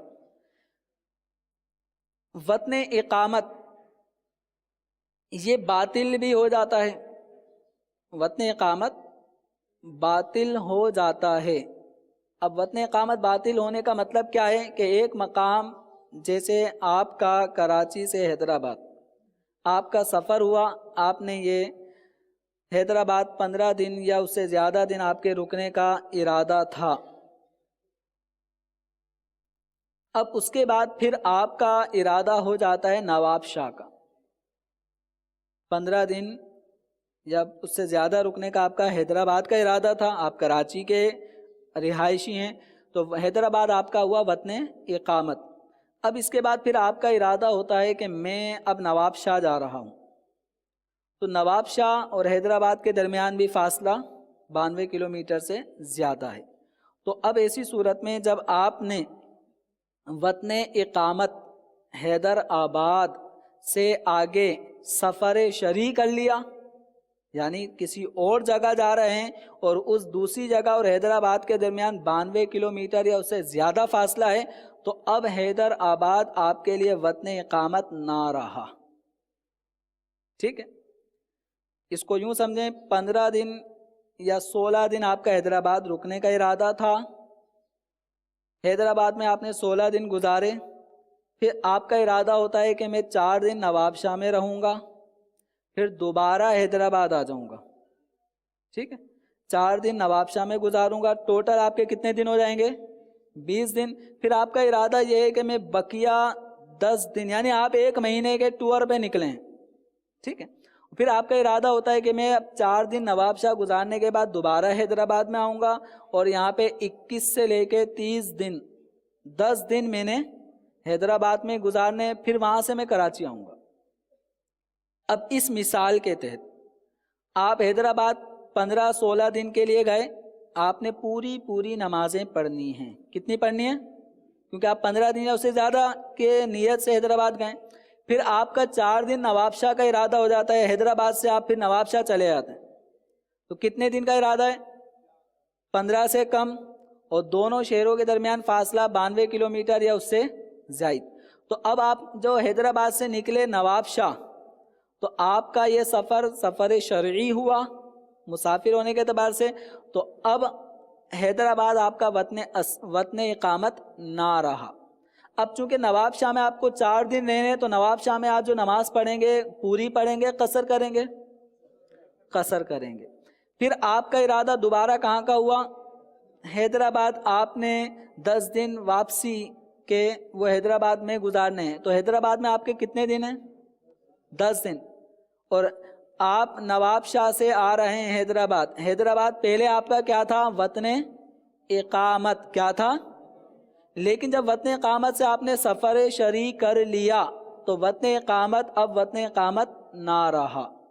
اب آپ جب حیدرآباد آئیں گے تو حیدرآباد میں آ کے آپ پوری نہیں پڑھیں گے، یہاں آ کر پھر آپ کی دوبارہ نیت کو دیکھا جائے گا. یہاں آپ کی پھر دوبارہ نیت کو دیکھا جائے گا، اور ہماری اس مثال میں آپ کی حیدرآباد میں کتنے دن کی نیت ہے؟ 10 دن کی. تو 10 دن میں آپ چونکہ 15 دن کی نیت نہیں ہے تو آپ 10 دن حیدرآباد میں کیا کریں گے؟ قصر کریں گے. اس کے بعد پھر آپ کراچی آ رہے ہیں تو کیا کریں گے؟ قصر کریں گے یہاں تک کہ کراچی کی آبادی میں داخل ہو جائیں. سمجھ میں آئی ہے مثال؟ نواب شاہ جو آپ نے سفر کیا 4 دن، اس کے بعد آپ دوبارہ حیدرآباد آتے ہیں، لیکن آپ کا ارادہ ہے 15 دن 20 دن حیدرآباد میں رکنے کا ہے. تو اب حیدرآباد میں کتنی نماز پڑھیں گے؟ کیسی پڑھیں گے؟ پوری پڑھیں گے. اب یہ دوبارہ آپ کے لیے وطن اقامت بن گیا. سمجھ میں آئی؟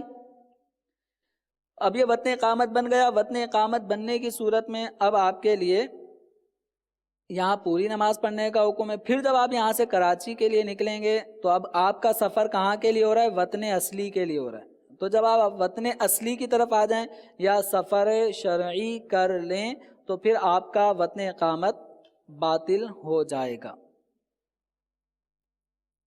اور اگر وطن اقامت سے آپ کا سفر تو ہو رہا ہے لیکن سفر شرعی یعنی 92 کلومیٹر دور نہیں جا رہے، 92 کلومیٹر دور نہیں جا رہے تو وطن اقامت آپ کا باطل نہیں ہوگا. یہ سمجھ میں آ رہا ہے نہیں آ رہا ہے؟ یا میں سمجھ رہا ہوں کہ مشکل تو نہیں ہو رہی آپ کو؟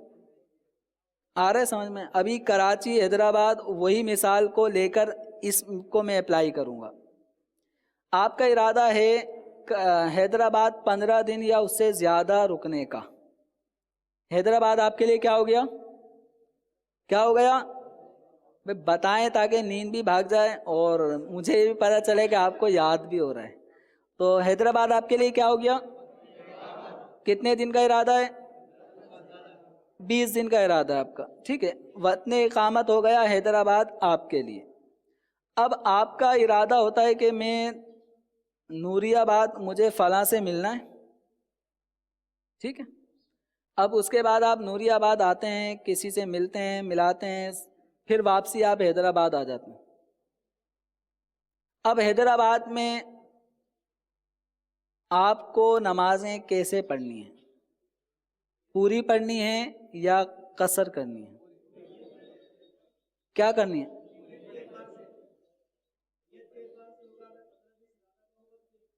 میں وہی کہہ رہا ہوں نا، آپ 20 دن کے ارادے سے حیدرآباد گئے ہیں. ٹھیک ہے، ہاں، تو آپ کراچی سے 20 دن کے ارادے کے ساتھ حیدرآباد گئے ہیں. آپ حیدرآباد میں پوری ہی پڑھ رہے ہیں. پھر آپ کو 10 دن بعد آپ کا ارادہ ہوتا ہے کہ میں نوری آباد جا رہا ہوں. ٹھیک ہے، آپ پوری پڑھتے آ رہے تھے، کسی بھی وجہ سے آپ کو نوری آباد آنا ہوا. نوری آباد آ کے آپ نے جو چھوٹا موٹا کام تھا وہ کرنے کے بعد دوبارہ حیدرآباد آ گئے. تو ایک سوال تو یہ کہ نوری آباد میں آپ کتنی نماز پڑھیں گے؟ قصر کریں گے یا پوری پڑھیں گے؟ ایک سوال. اور دوسرا، جب آپ دوبارہ حیدرآباد آ گئے تو حیدرآباد میں آپ کو کس طرح پڑھیں گے؟ پوری پڑھیں گے یا قصر کریں گے؟ پہلا سوال، نوری آباد میں کس طرح پڑھیں گے؟ پوری کیوں پڑھ رہے ہو؟ اس لیے کہ آپ کا جو حیدرآباد وطن اقامت ہے سیم اس کو یوں سمجھیں آپ کراچی میں ہیں اور نوری آباد جا رہے ہیں، تو نوری آباد میں کتنی پڑھیں گے؟ 4 پڑھیں گے پوری. تو حیدرآباد جو آپ کا وطن اقامت تھا وہاں سے آپ نوری آباد آئے تو نوری آباد میں کیسی پڑھیں گے؟ پوری پڑھیں گے.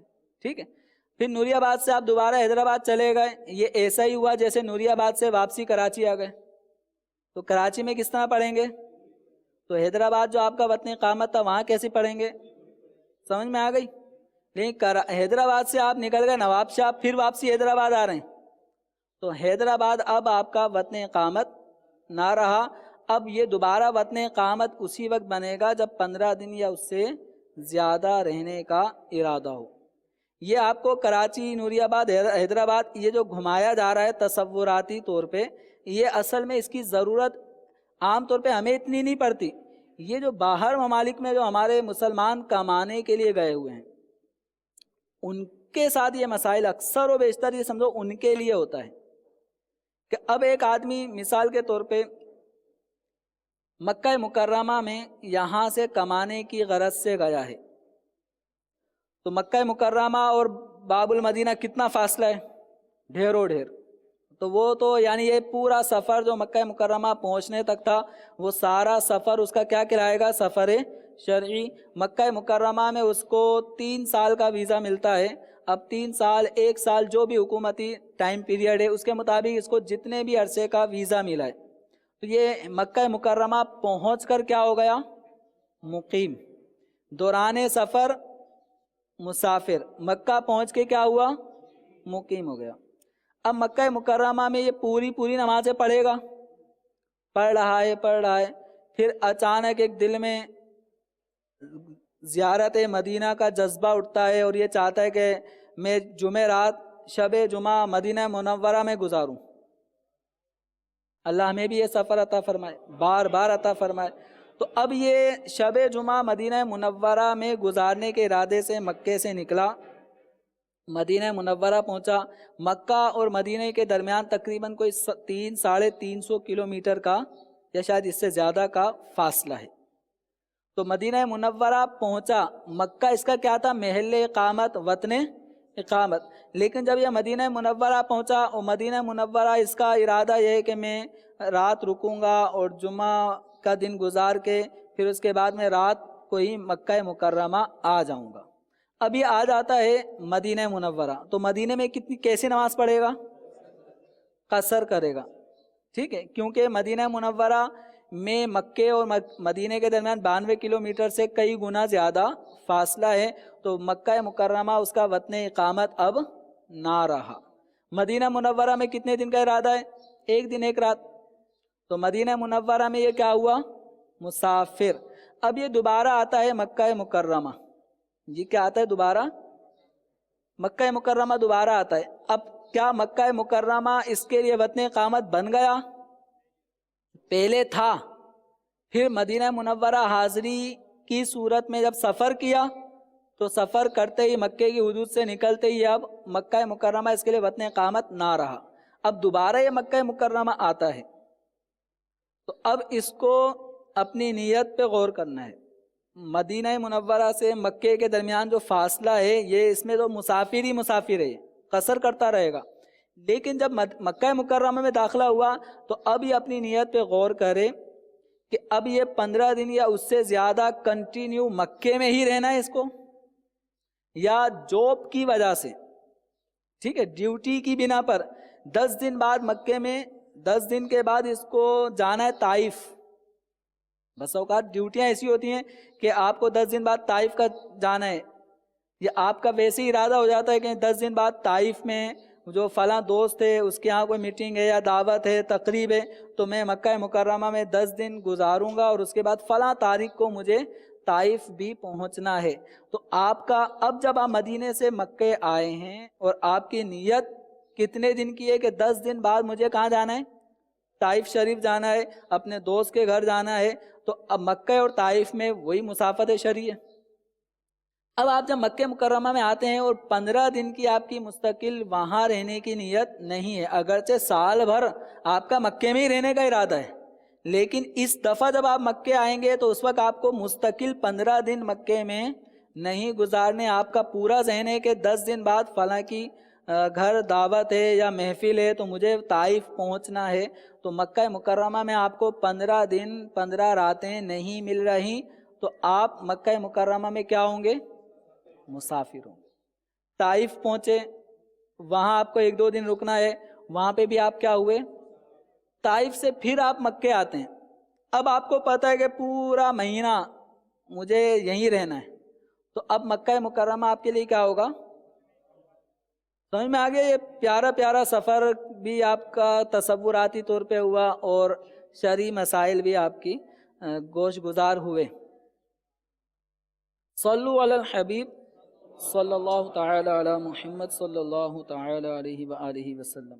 अच्छा, किसी जगह अगर हम जोग्राफियाई तौर पर देखें तो 2 जगहों के दरमियान जो फासला है वो 92 किलोमीटर नहीं बन रहा, 80 किलोमीटर बन रहा है। जोग्राफियाई एतबार से देखें, यानी आप सीधा स्केल से यूं नापें तो सीध में जो फासला होगा वो फासला 80 किलोमीटर है, लेकिन जो आपको एक शहर से उस दूसरे शहर तक पहुंचना है وہ جو رستہ ہے وہ کبھی یوں گھومتا ہے تو کبھی ادھر جاتا ہے، کبھی زگ زیگ بناتا ہوا، ٹھیک ہے، جا رہا ہے، وہ رستہ ہے 100 کلومیٹر، لیکن دونوں آبادیوں کے درمیان جو فاصلہ ہے وہ 80 کلومیٹر، یعنی ہم سیدھا یا پیمائش یا نقشہ ہمارے سامنے ہو تو ہم یوں کر کے اسکیل کریں تو ہمیں پتہ چل رہا ہے فاصلہ کم ہے، لیکن جو ہم رستہ اپنائیں گے اس رستے کے اعتبار سے جو کبھی پہاڑ پہ چڑھنا پڑ جائے گا، کبھی نیچے اترنا پڑے گا، کبھی دائیں تو کبھی بائیں، یعنی جو رستوں کی کٹنگ ہوئی ہوتی ہے اس اعتبار سے دیکھیں تو ہماری گاڑی جو چلتی ہے تو ہم نے میٹر ریڈنگ کی تو پتہ چلا 100 کلومیٹر پر ہم پہنچے ہیں، یعنی وہی جگہ اب ہمیں 100 کلومیٹر کے مسافت پر پڑی ہے، لیکن ویسے جغرافیائی اعتبار سے وہ 80 کلومیٹر ہے۔ تو اب آپ وہاں پہنچیں گے تو قصر کریں گے یا پوری پڑیں گے؟ کیا کریں گے؟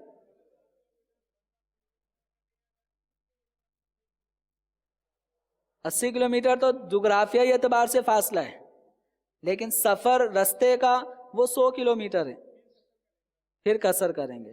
تو اسی طرح کسی جگہ دو شہروں کے درمیان دو رستے ہیں، ایک رستہ شارٹ کٹ اور ایک رستہ طویل ہے گھما پھرا کے، تو عرب شریف میں اس طرح کے کچھ علاقے آ جاتے ہیں کہ اگر پہاڑ سے پہاڑ یوں سفر کرتے رہیں، پہاڑ پہ چڑھنا تو یوں اترنا، تو یہ بسا اوقات فاصلہ ہو جاتا ہے کم، ٹھیک ہے، اور اگر ہم جو ان کی ہائی وے ہے اس ہائی وے کے مطابق اس دوسری جگہ پہنچیں تو سفر بن جاتا ہے 92 کلومیٹر سے بہت زیادہ۔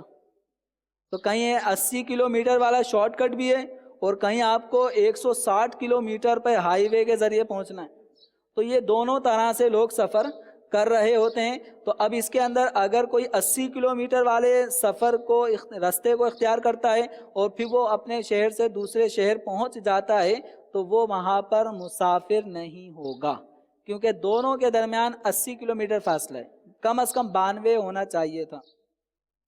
لیکن یہ دوسرے رستے کو اختیار کرتا ہے، وہ گھما کر، اور وہ 160 کلومیٹر کے بعد جا کے آپ کو وہی شہر جو 80 کلومیٹر میں آ سکتا تھا، لیکن وہی 160 کلومیٹر سفر کر کے پھر آیا، تو اب ایسی صورت میں وہی مقام آپ کے لیے کیا ہوگا؟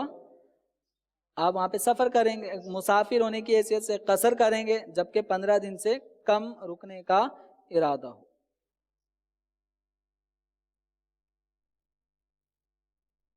اچھا، بس اوقات ایسا ہوتا ہے کہ ایک آدمی کا اپنے سیٹ کے ساتھ سفر ہو رہا ہے، اس کی اپنی کوئی نیت نہیں ہے، ٹھیک ہے، لیکن جو سیٹ ہے وہ اس کو لے کر جا رہا ہے، کمپنی کا آنر ہے، اس کے ساتھ اس کا سفر ہو رہا ہے، اب کتنے دن اس کو لاہور میں رہنا ہے کچھ پتہ نہیں ہے، یعنی اس کے اپنی کوئی چاہت کے مطابق یہ لاہور اس کا اپنی ذاتی خواہش بھی نہیں تھی، کاروباری حیثیت سے یہ اپنے سیٹ کے ساتھ آنر کے ساتھ سفر کر رہا ہے، اب کتنے دن اس کو رکنا ہے لاہور میں، اس کی اپنی کوئی ذاتی نیت نہیں ہے، یہ اپنے آنر کے تابع ہے، تو جتنے دن اس کے آنر سیٹ کو وہاں رہنا ہے اتنے دن کے اعتبار سے اس کے لیے حکم ہوگا۔ اگر سیٹ کو 15 دن یا اس سے زیادہ رہنا ہے، اب یہ کرے کہ نہیں میں 10 دن کی نیت کرتا ہوں، تو اس کی نیت ویلڈ نہیں ہے۔ ہاں اگر یہ اس کے تابع نہیں ہے، جا ویسے ہی رہا ہے، دونوں ساتھ ہی جا رہے ہیں، لیکن یہ تابع نہیں ہے، اس کا ایسا ماتحت کہ جو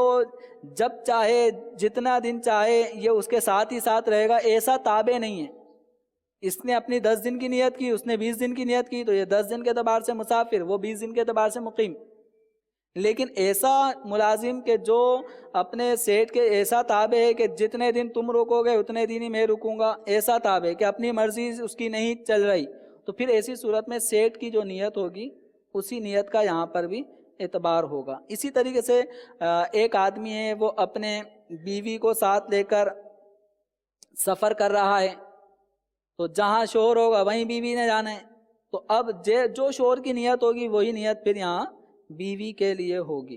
اچھا، بس اوقات ہم سفر کر رہے ہوتے ہیں ایک جگہ، آپ کا سفر کرنے کا ارادہ ہے، جیسے آپ کا حیدرآباد آپ نے گئے اور آپ کا ارادہ ہے کہ میں 5 دن میں وہاں سے واپسی آ جاؤں گا، 5 دن میں یہ کام نمٹا کر واپسی آنا ہے، تو آپ حیدرآباد میں کیا ہوں گے؟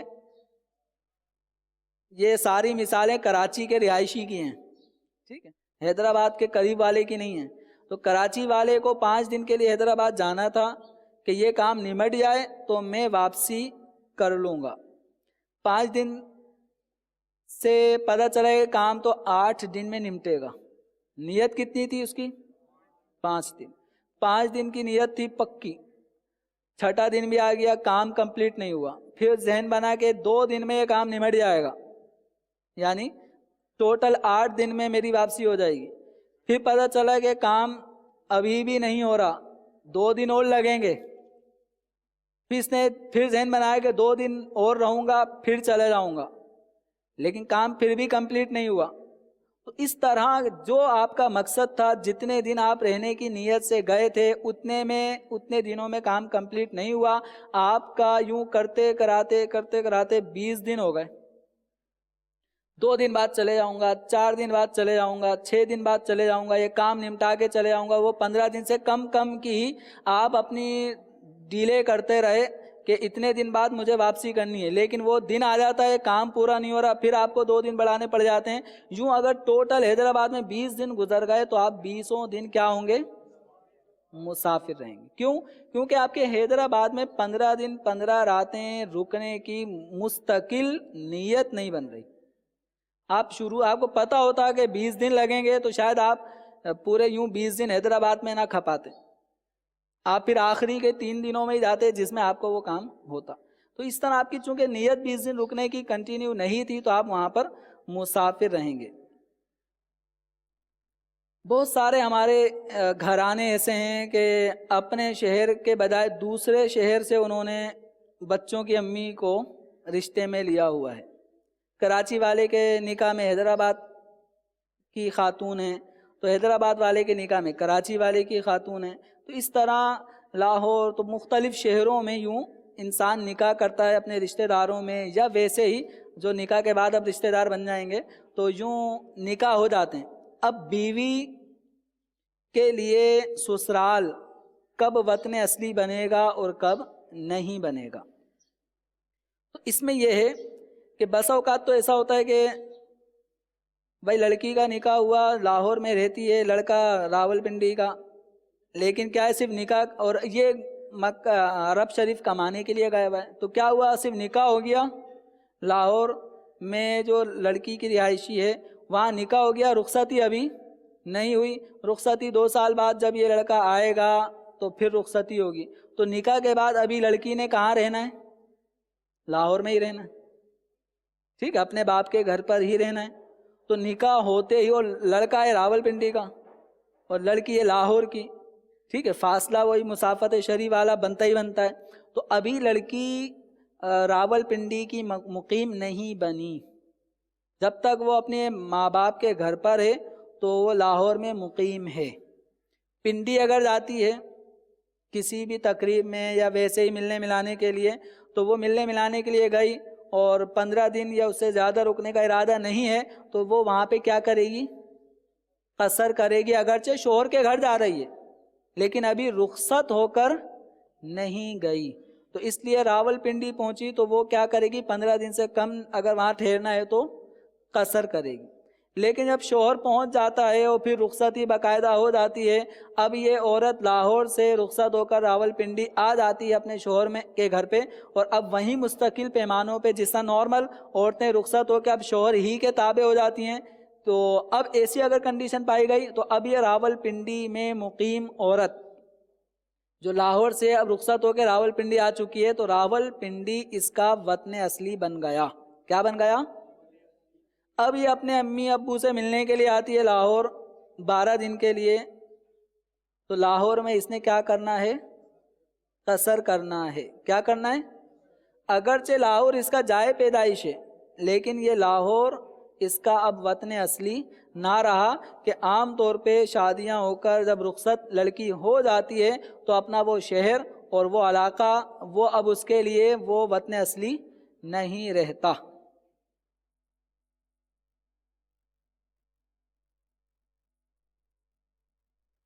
ایک تعداد ہمارے مسلمانوں کی ایسی ہے کہ جو وداؤٹ ویزا رہ رہی ہوتی ہے. تو یہاں سے وہ عمرے کے ویزے پہ جاتے ہیں اور غائب ہو جاتے ہیں، حج کے ویزے پہ جاتے ہیں غائب ہو جاتے ہیں، یعنی پھر واپسی سالوں سال تک وہیں رہتے ہیں. وداؤٹ ویزا، بغیر قانونی جو حیثیت ہے کسی بھی آدمی کے ایک ملک سے دوسرے ملک میں رہنے کی، تو ویزے کے بغیر رہنے پر شرعاً یہ چونکہ قانوناً پابندی ہے اور اس کے لیے سزائیں بھی ہیں، تو شریعت مطہرہ بھی ایسے قانون کی پابندی کا حکم دیتی ہے.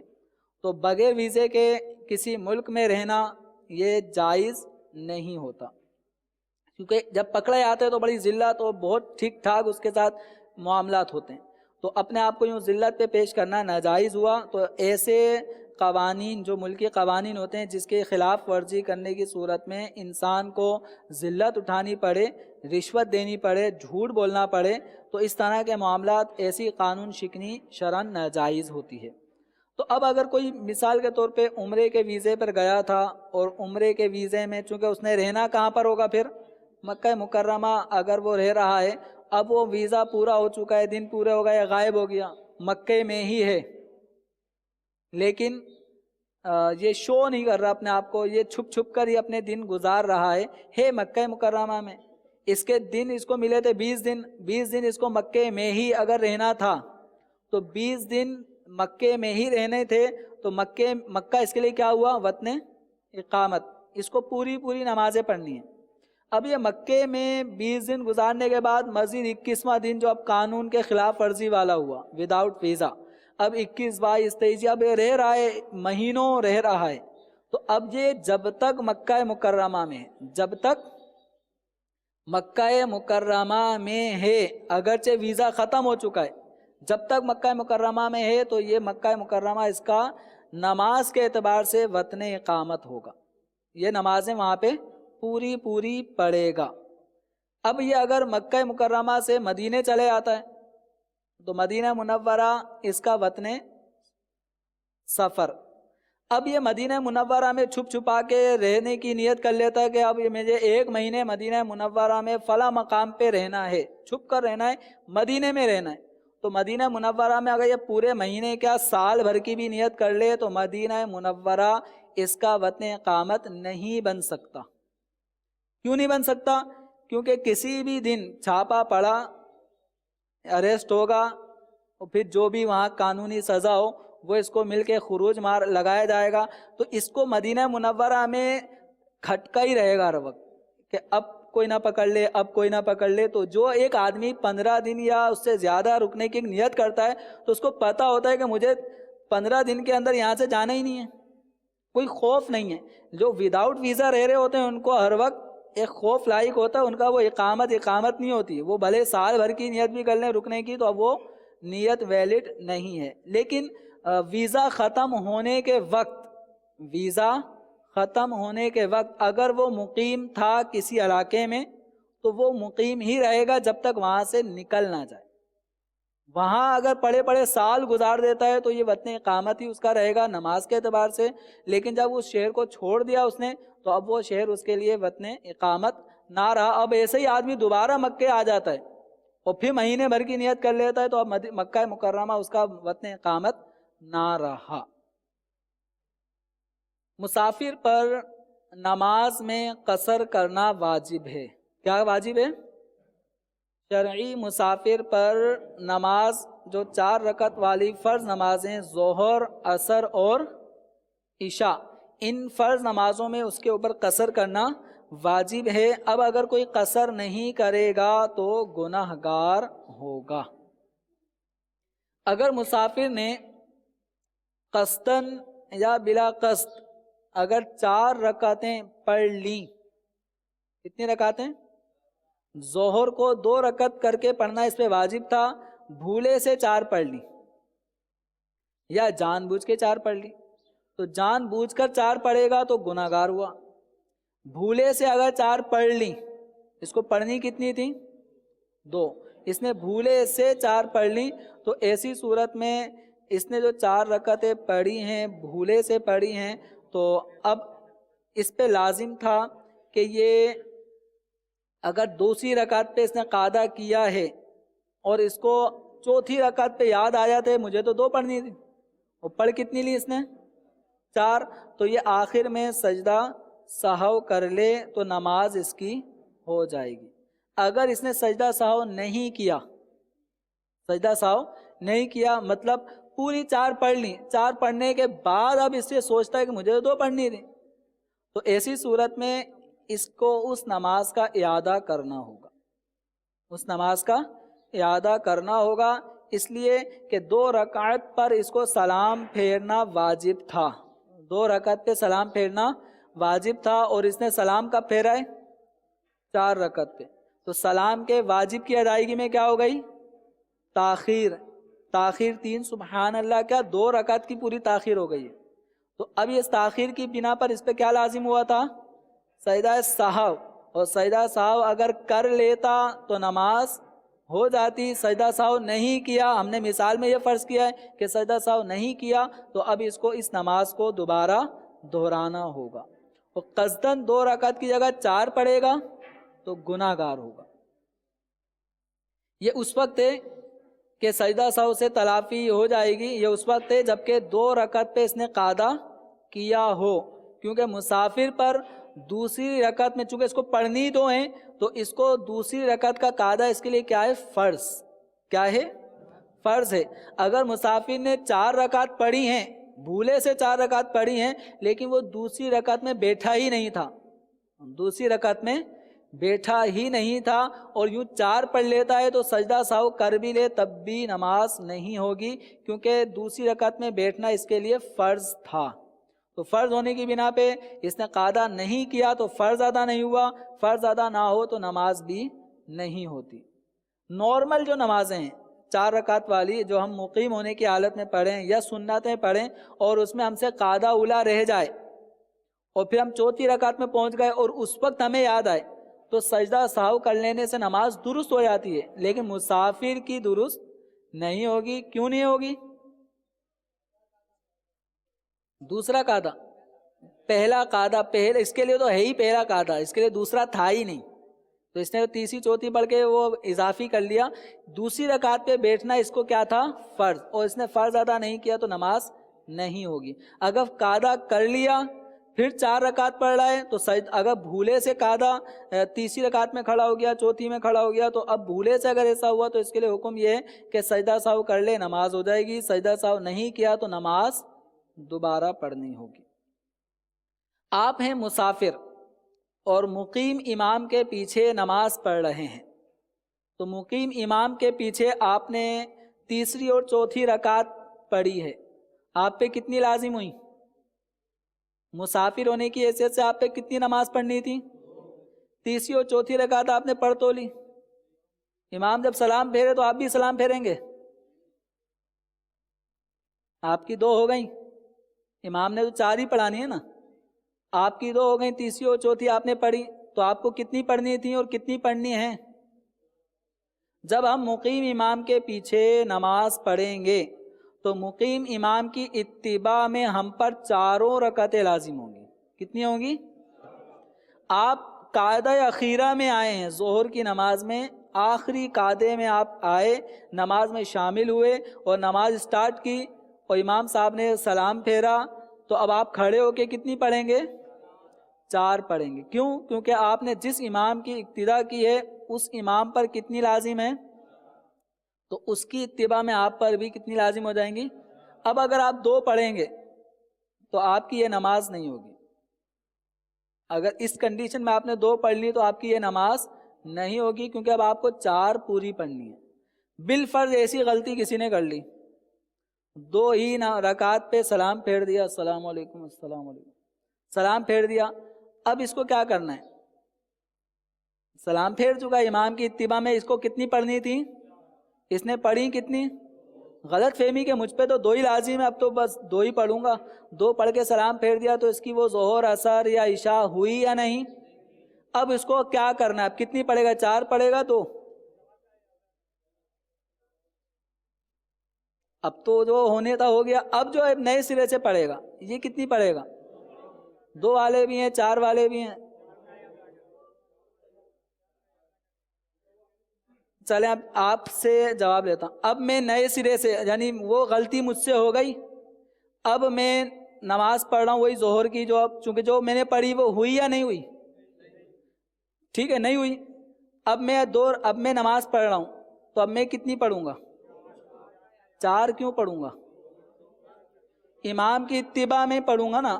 تو اب میں امام کی اتباع کہاں رہی؟ جو اتباع مجھ پہ لازم تھی وہ اسی نماز میں اتباع لازم تھی نا، جس نماز میں نے امام سے اپنی نماز کو جوڑا تھا. اب تو وہ نماز تو ختم ہی ہو گئی نا. جب ختم ہو گئی تو اب مجھے کتنی پڑھنی ہے؟ اب تو میں نئے سرے سے پڑھ رہا ہوں. اب میں پڑھ رہا ہوں نئے سرے سے. اب میں کیا پڑھ رہا ہوں؟ جو امام کی اتباع میں پڑھنی تھی وہ اتباع ہی نہیں رہی نا. جب اتباع نہیں رہی، پیچھے چلنا ہی نہیں پایا گیا، تو میری طرف سے کیا ہو گئی؟ مخالفت ہونے کے بعد اب وہ نماز جس میں مجھ پہ اتباع لازم تھی، جس نماز میں اتباع لازم تھی وہ نماز میں نے مکمل نہیں کی. اب میں جو وہ نماز میری ہوئی نہیں، تو اب میں جو پڑھوں گا اب وہ نئے سرے سے پڑھوں گا. جب نئے سرے سے پڑھوں گا، میں مسافر ہوں تو کتنی پڑھوں گا؟ 2 رکعتیں ادا کروں.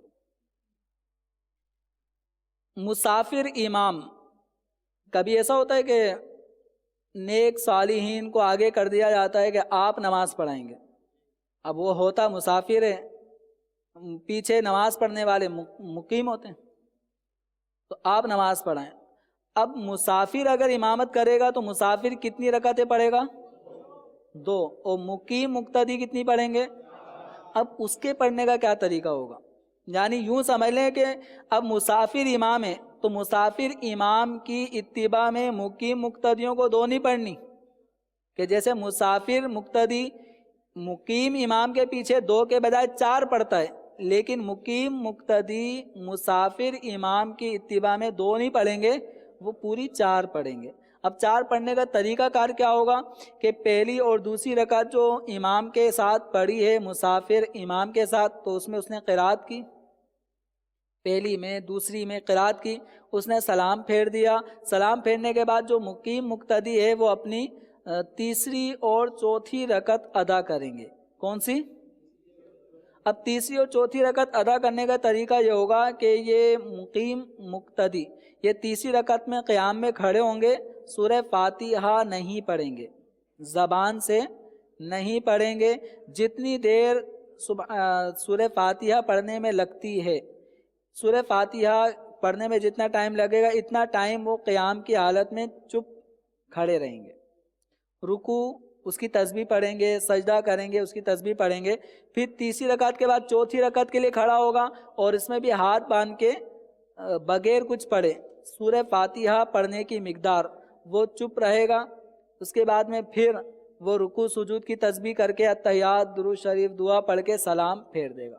تو جو مقیم مقتدی ہے مسافر امام کے پیچھے جس کو اب تیسری اور چوتھی رکعت ادا کرنی ہے، تو وہ تیسری اور چوتھی رکعت میں قراءت نہیں کرے گا، اس لیے کہ اس مقیم مقتدی کا حکم وہ لاحق کی طرح ہے. کس کی طرح ہے؟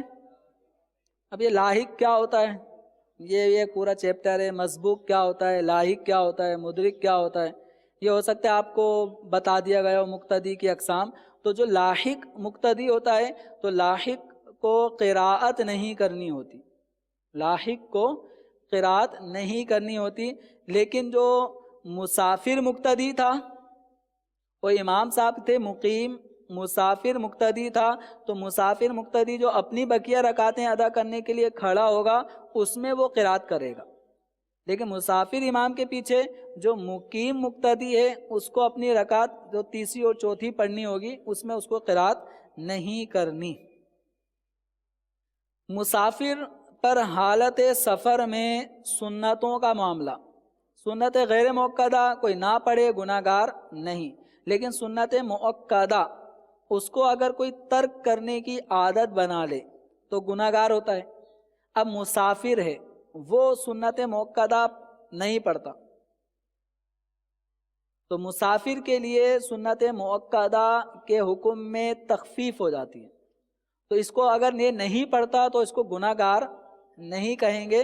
لیکن مسافر کو سفر کی جو حالت ہے، جیسے گاڑی میں بیٹھے ہیں تو یہ جو سفر ہو رہا ہوتا ہے تو اس دوران سفر منزل تک پہنچنے کا جو سفر کا مرحلہ ہوتا ہے اس میں اگر وہ سنتیں نہ بھی پڑھے تو کوئی حرج نہیں ہے، لیکن حالت امن میں یعنی آپ اپنی منزل پہ پہنچ چکے ہو، کوئی ٹینشن نہیں ہے، کوئی جلد بازی نہیں ہو رہی، بھلے آپ سفر کے دوران ہی ہیں لیکن اپنی کنوینس ہے، اپنی گاڑی ہے، کوئی سفر میں جلد بازی نہیں ہو رہی، تو مسافر کو سنت موقدہ پڑھنی ہیں۔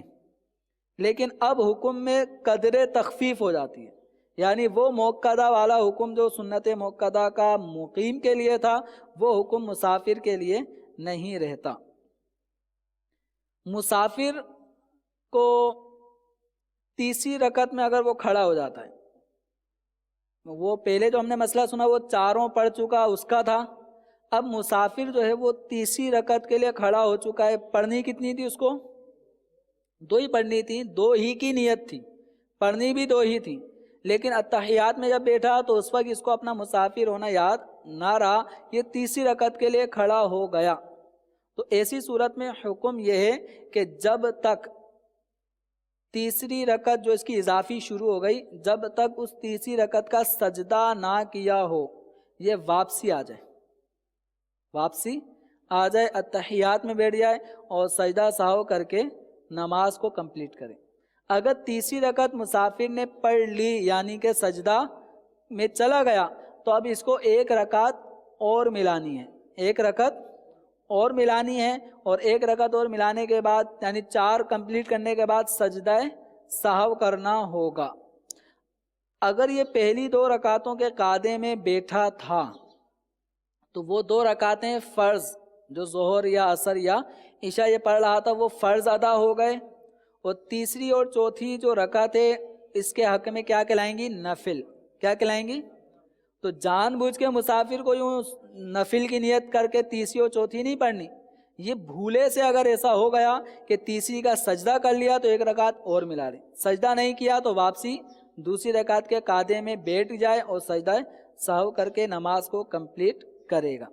اچھا، بس اوقات نمازی پڑھ تو رہا تھا، یعنی یہ آدمی پڑھ تو رہا ہے 2 ہی رکعتیں، اور اس کے ذہن میں کیا ہے کہ مجھے 2 رکعتیں پڑھنی تھیں، ٹھیک ہے، اور نماز یعنی اپنا مسافر ہونا اسے پتہ ہے، لیکن جب نماز پڑھنے کے لیے کھڑا ہوا تو اس وقت اس کے ذہن سے نکل گیا کہ یہ مسافر ہے، اس نے نیت کرتا ہوں 4 رکعت ظہر، اور آگے جو جو نیت کے الفاظ ہیں وہ کر کے اللہ اکبر کہہ کے نماز اسٹارٹ کر دی۔ ابھی پہلی رکعت کے اندر ہی اس کو یاد آ گیا کہ میں تو مسافر ہوں، اور نیت کتنے کی اس نے؟ تو اب یہ کیا کرے گا؟ مطلب ابھی سلام پھیر کے نماز توڑ کے کیا کرے؟ اس کو نماز توڑنی نہیں ہے، کیا؟ نماز توڑنی نہیں ہے، اس کو پہلی رکعت ادا کرے، دوسری رکعت ادا کرے، دوسری کے بعد تیسری کے لیے کھڑا نہ ہو، یہ دوسری رکعت میں ہی اتحیات درود شریف دعا پڑھ کے نماز کو کمپلیٹ کر لے، اس کی نماز ہو جائے گی۔ نیت کتنے کی تھی اس نے؟ تو وہ نیت اس کی لغو ہے، اس کو جو کرنٹ اس کے لیے حکم ہے اس کو وہی فالو کرنا ہے، ٹھیک ہے۔ اسی طرح کوئی مقیم ہے، مطلب مسافر اتنا رہا کہ سفر کرتے کرتے قصر کی عادت پڑ گئی، اب یہ مقیم ہو گیا، کراچی آ گیا واپسی، لیکن قصر کی عادت اتنی پڑی تھی کہ یہ اب 4 رکعت ظہر پڑھ رہا ہے، اپنے یہاں پہ نیت کرتا ہوں 2 رکعت نماز ظہر قصر، اللہ اکبر۔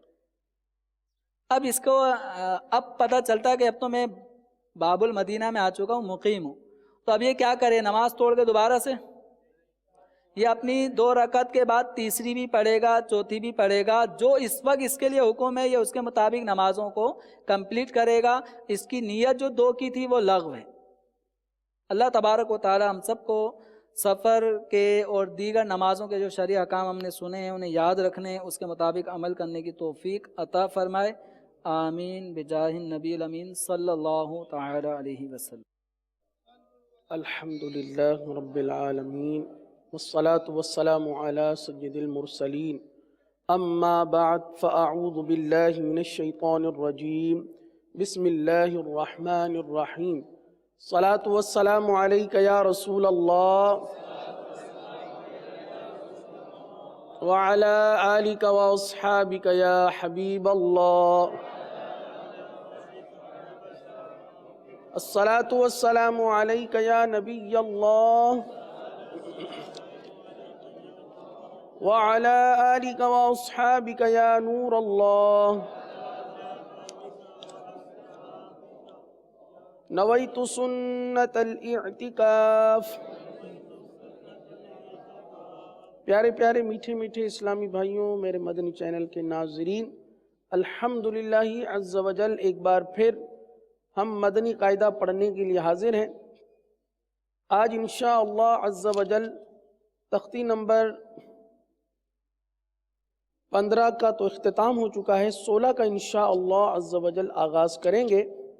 قبل اس کے کہ ہم اپنے سبق کی طرف بڑھیں، ابتدا کی دعا پڑھ لیجئے. صلو علی الحبیب صلی اللہ تعالی علی محمد صلی اللہ علیہ وسلم. اللہم افتح علینا حکمتک وانشر علینا رحمتک یا ذا الجلال والاکرام. صلو علی الحبیب صلی اللہ علی محمد صلی اللہ علیہ وسلم. پیارے پیارے اسلامی بھائیوں، مدنی چینل کے ناظرین، آج تختی نمبر 16 کا ہم آغاز کریں گے، اور تختی نمبر 16 میں 3 قاعدے بیان کیے گئے ہیں. نمبر 1 لام کا قاعدہ، الف کا قاعدہ، اور نمبر 3 را کو پر اور باریک پڑھنے کے قواعد. الف کو پر اور باریک پڑھنے کے قواعد، لام کو پر اور باریک پڑھنے کے قواعد، اور را کو پر اور باریک پڑھنے کے قواعد. اب یہ تھوڑا سا تفصیل طلب ہے، لیکن اگر سمجھنے کی کوشش کریں تو بہت ہی آسان ہے. تو سب سے پہلے ہم 2 قاعدوں کو سنتے ہیں، الف اور لام، کہ الف کو کب پر اور کب باریک پڑھیں گے، لام کو کب پر اور کب باریک پڑھیں گے.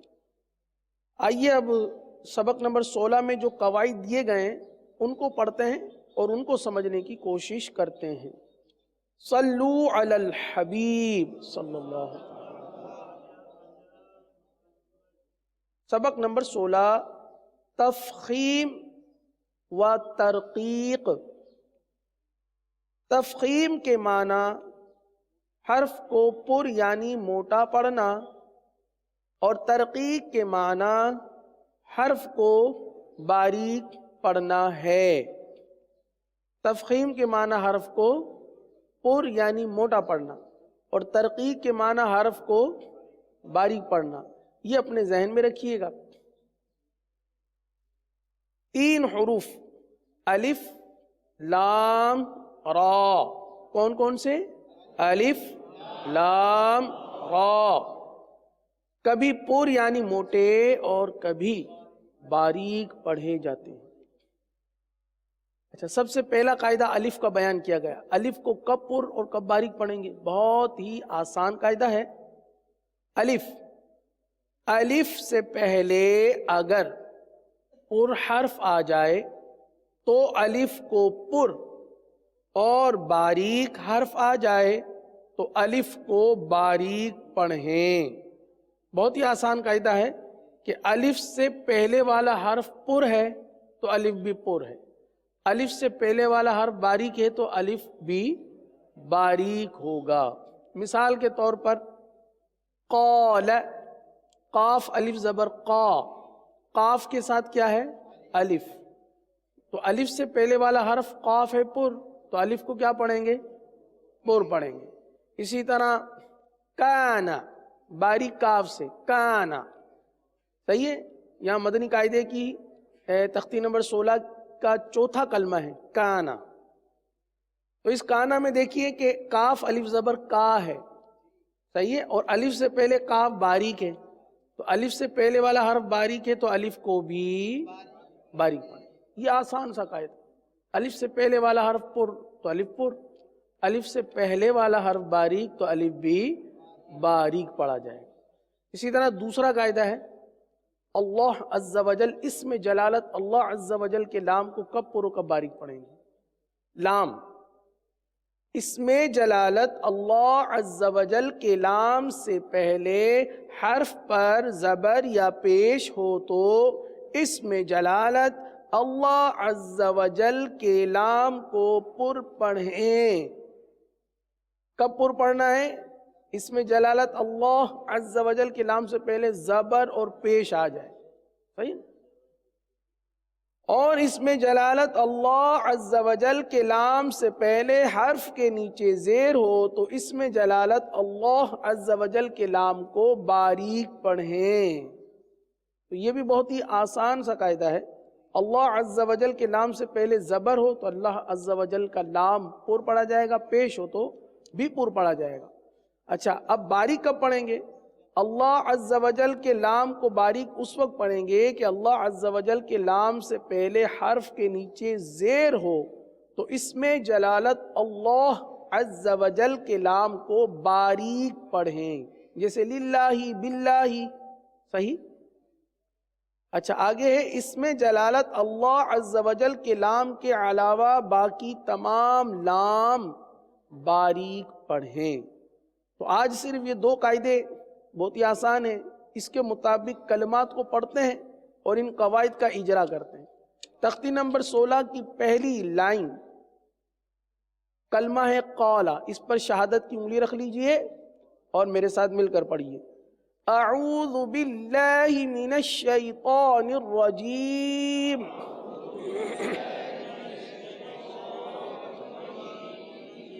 بسم اللہ الرحمن الرحیم،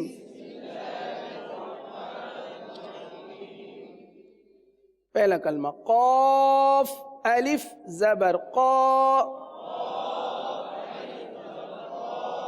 لام زبر لا، قال قال۔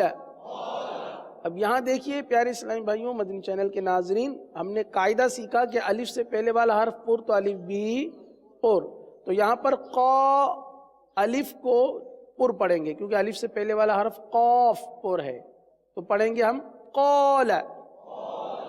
اگلا کلمہ ہے صاد زیر صی، را الف زبر را، صرا طا زبر طا، صراط صراط۔ یہاں پر بھی آپ کو را کے ساتھ الف نظر آ رہی ہے، صحیح ہے؟ اس الف کو بھی پر پڑھیں گے کیونکہ الف سے پہلے والا حرف را پر ہے، لہذا الف کو پر پڑھیں گے۔ صراط، آگے ہے سین زیر سی، را الف زبر را، سرا جیم دو زبر جن، سراجن سراجن۔ اس الف کو بھی پر پڑھیں گے کہ الف سے پہلے والا حرف را پر زبر ہے، اس لیے را کو پر پڑھیں گے، اس لیے الف کو بھی پر پڑھیں گے۔ آگے ہے کاف الف زبر کا، نون زبر نا، کان کان۔ اس الف کو جو کہ کا کے ساتھ ہے، کاف الف زبر کا، اس الف کو باریک پڑھیں گے، وجہ یہ ہے کہ الف سے پہلے والا حرف کاف باریک ہے، اس لیے الف کو بھی باریک پڑھیں گے۔ آگے ہے میم الف زبر ما،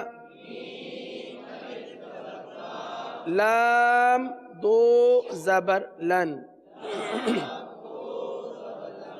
مالن مالن۔ آگے ہے میم زبر ما، فا الف زبر فا، مفا، زا دو زبر زن، مفازن۔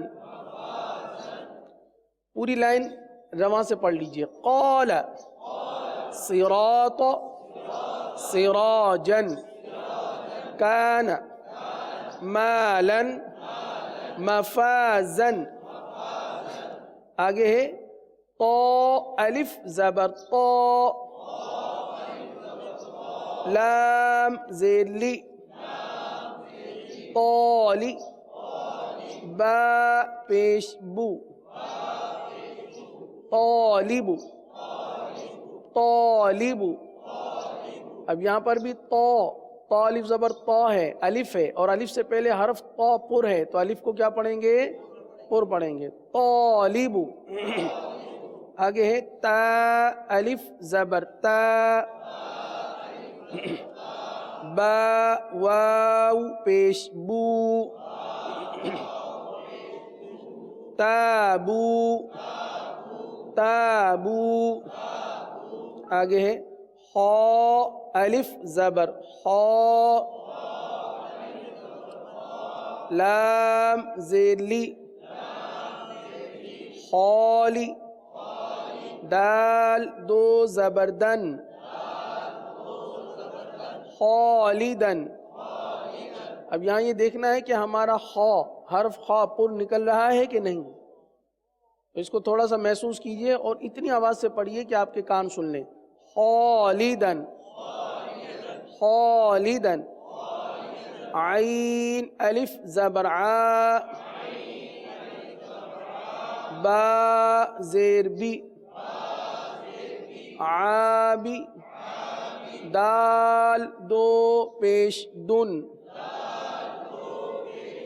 عابد، عابد.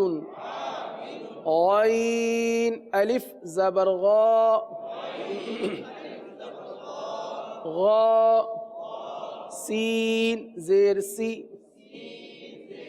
غاسی، قاف دو زیر قن، غاسق، غاسق. اگلا کلمہ طا زبر طا، عین الف زبر ع، طاع، طاع. میم دو زیر من، طعام، طعام. تیسری لائن. اب یہاں سے اللہ عز و جل کے لام یہ شروع ہو رہے ہیں، ان کو کس طرح پڑھیں گے؟ یہ آپ قاعدہ سمجھ چکے ہیں کہ اللہ عز و جل کے لام سے قبل زبر یا پیش ہو تو اللہ عز و جل کے لام کو پر پڑھیں گے، اور زیر ہو تو باریک پڑھیں گے. اب یہاں پر اللہ عز و جل کا لام نظر آ رہا ہے، اس پر انگلی رکھیے، اس کو ہجے اور رواں سے پڑھنے کی کوشش کرتے ہیں. حمزہ لام زبر ال، لام کھڑا زبر لا، اللہ پر کر دیجئے، اللہ کم پر ہے اور پر کیجئے، اللہ. ہا پیش ہو، اللہ، اللہ، اور پر کیجئے، اللہ. واو لام زبر ول، لام کھڑا زبر لا، واللہ، واللہ. ہا پیش ہو، واللہ، پر کیجئے، واللہ. فا لام زبر فل، لام کھڑا زبر لا، فاللہ، فاللہ. اللہ عز و جل کا لام پر کیجئے، فاللہ. ہا پیش ہو، فاللہ. فا باریک رہے گا، اللہ عز و جل کے لام کو صرف پر پڑھیں گے، فاللہ. آگے ہے حمزہ نون زیر ان،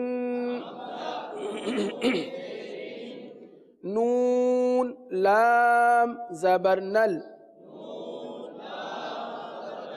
انل، لام کھڑا زبر لا، ان اللہ، اللہ کے لام کو پور پڑھیں، ان اللہ، ہا زبر ہا، ان اللہ، آگے ہے ہا پیش ہو،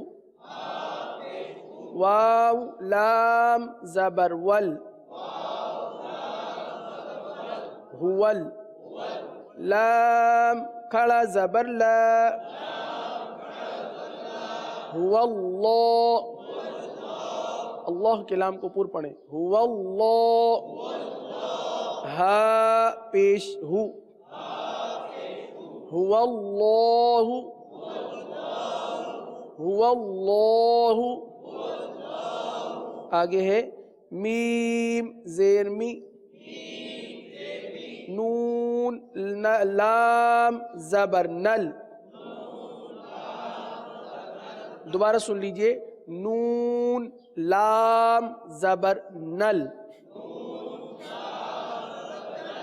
مینل، مینل، لام کھڑا زبر لا،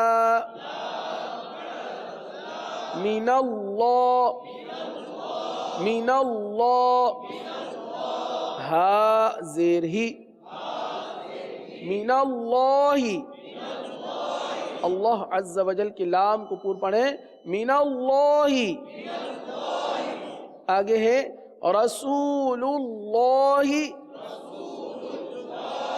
اللہ کے لام کو پور پڑھیں گے، رسول اللہ، رضی اللہ، رضی اللہ،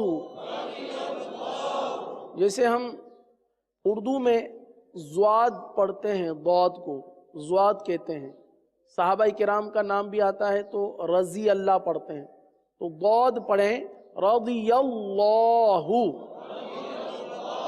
رضی اللہ، آگے ہے قالوا اللہم، اللہ عز و جل کے نام کو پور پڑھیں، قالوا اللہم، اب جو اللہ عز و جل کے نام آ رہے ہیں ان کو باریک پڑھیں گے، للہ، باللہ، بسم اللہ،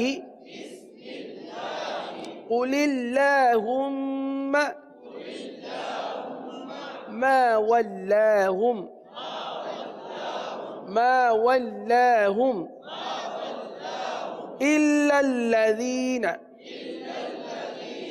إلا الذين،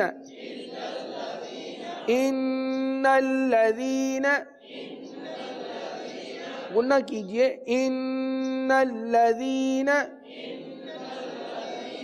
على صلاة، على صلاة، الحمدللہ عز و جل تختی نمبر 16 کی 5 لائنیں ہم نے پڑھ لی ہیں، اور ان 5 لائنوں میں 2 قواعد کی ادائیگی کی، ایک تو الف کو کب پور و کب باریک پڑھیں گے، اور دوسرا لام کو کب پور و کب باریک پڑھیں گے۔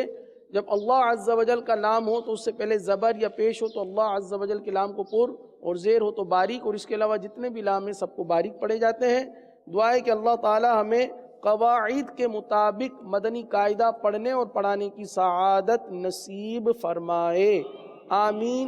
اپنے قرآن پاک کھول لیجئے، قرآن پاک کی آخری 10 صورتوں میں سے ایک صورت پڑھانے کا سلسلہ ہوتا ہے، تو آج انشاءاللہ عز و جل سورۃ اللہب، اور انشاءاللہ عز و جل جو کہ ہم پڑھ چکے ہیں اس کی ایک مرتبہ دہرائی کریں گے، اور پھر انشاءاللہ سورۃ الاخلاص اس سورہ مبارکہ کی آیتوں کی ادائیگی کریں گے۔ اعوذ باللہ من الشیطان الرجیم،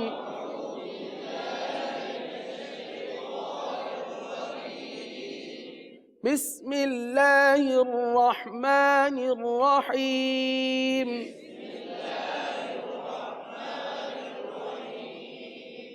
تبت تبت یدا ابی لہب وتب. اب پوری آیت پڑھیں گے. تبت یدا ابی لہب وتب.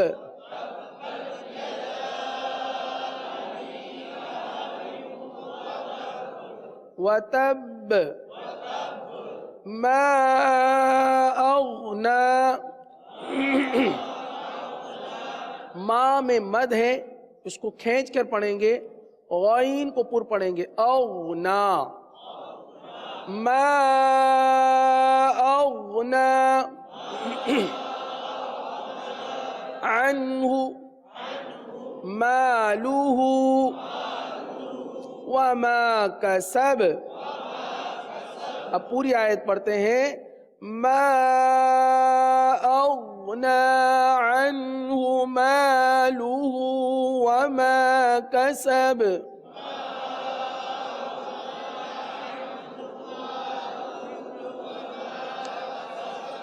کسب. تیسری آیت. سیصلی نارا ذات لہب. اب پوری آیت پڑھیں گے. سیصلی نارا ذات لہب.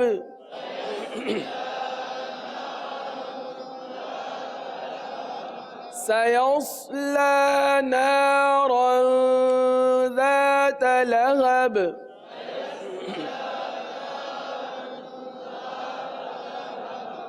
آیت نمبر 4 کا پہلا کلمہ ہے وَامْرَأَتُهُ. اس کی ہم نے ہجے بھی کروائی تھی تاکہ ہم اس کو درست پڑھیں. وَامْرَأَتُهُ. ہاں بعض اس کو غلط پڑھتے ہیں، وَامْرَأَتُهُ پڑھ لیتے ہیں، حمزہ کو حذف کر دیتے ہیں، وَامْرَأَتُهُ پڑھ دیتے ہیں، حمزہ کو پڑھتے نہیں ہیں. حمزہ کو پڑھیں گے وَامْرَأَتُهُ.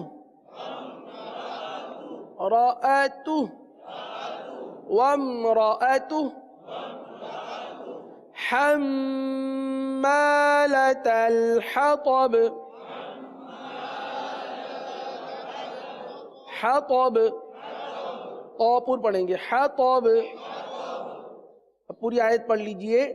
وَامْرَأَتُهُ حَمَّالَةَ الْحَطَبِ.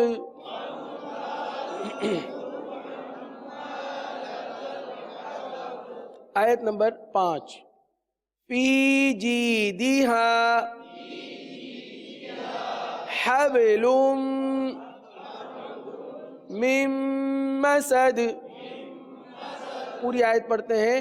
فی جیدہا حبل من مسد.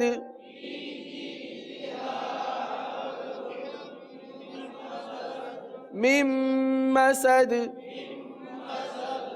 یہ تو ہماری سورۃ اللہب جس کو ہم نے کل بھی پڑھا سیکھا تھا، اور چونکہ اس سورہ مبارکہ میں بہت ساری غلطیاں ہو جاتی ہیں تو اس کی توجہ دلانے کے لیے اس کی ایک مرتبہ پھر دہرائی کروا دی گئی.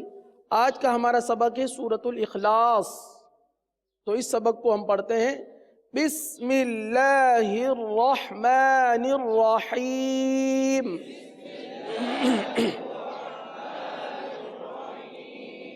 قل هو اللہ احد.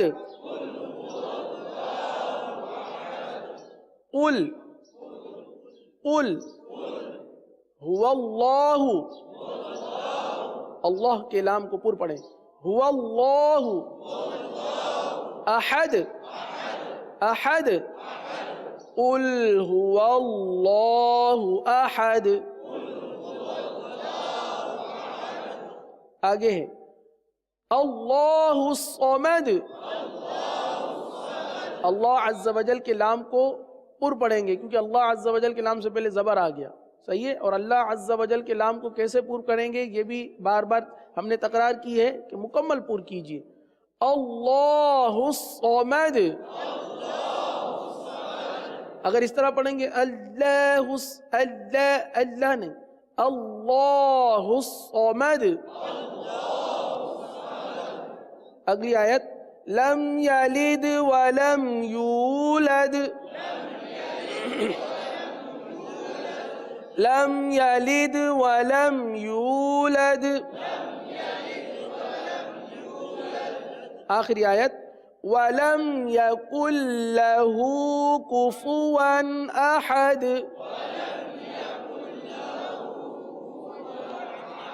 اب دیکھیں آخر میں ہے کفوان.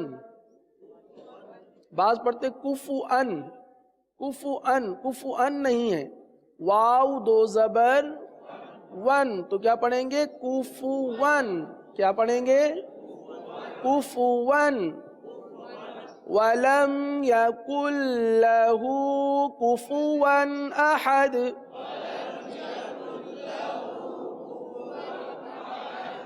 ون ون واو دو زبر کفوًا أحد.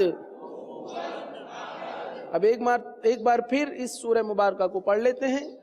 بسم اللہ الرحمن الرحیم.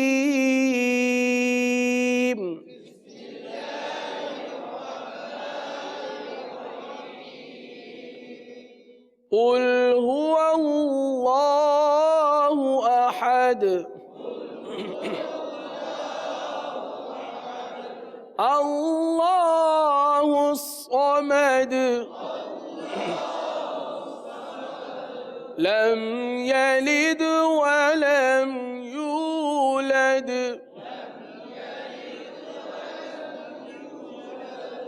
ولم یکن له كفوا أحد.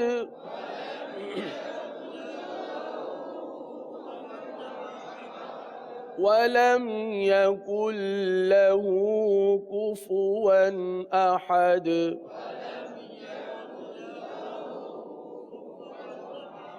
صدق الله العظيم.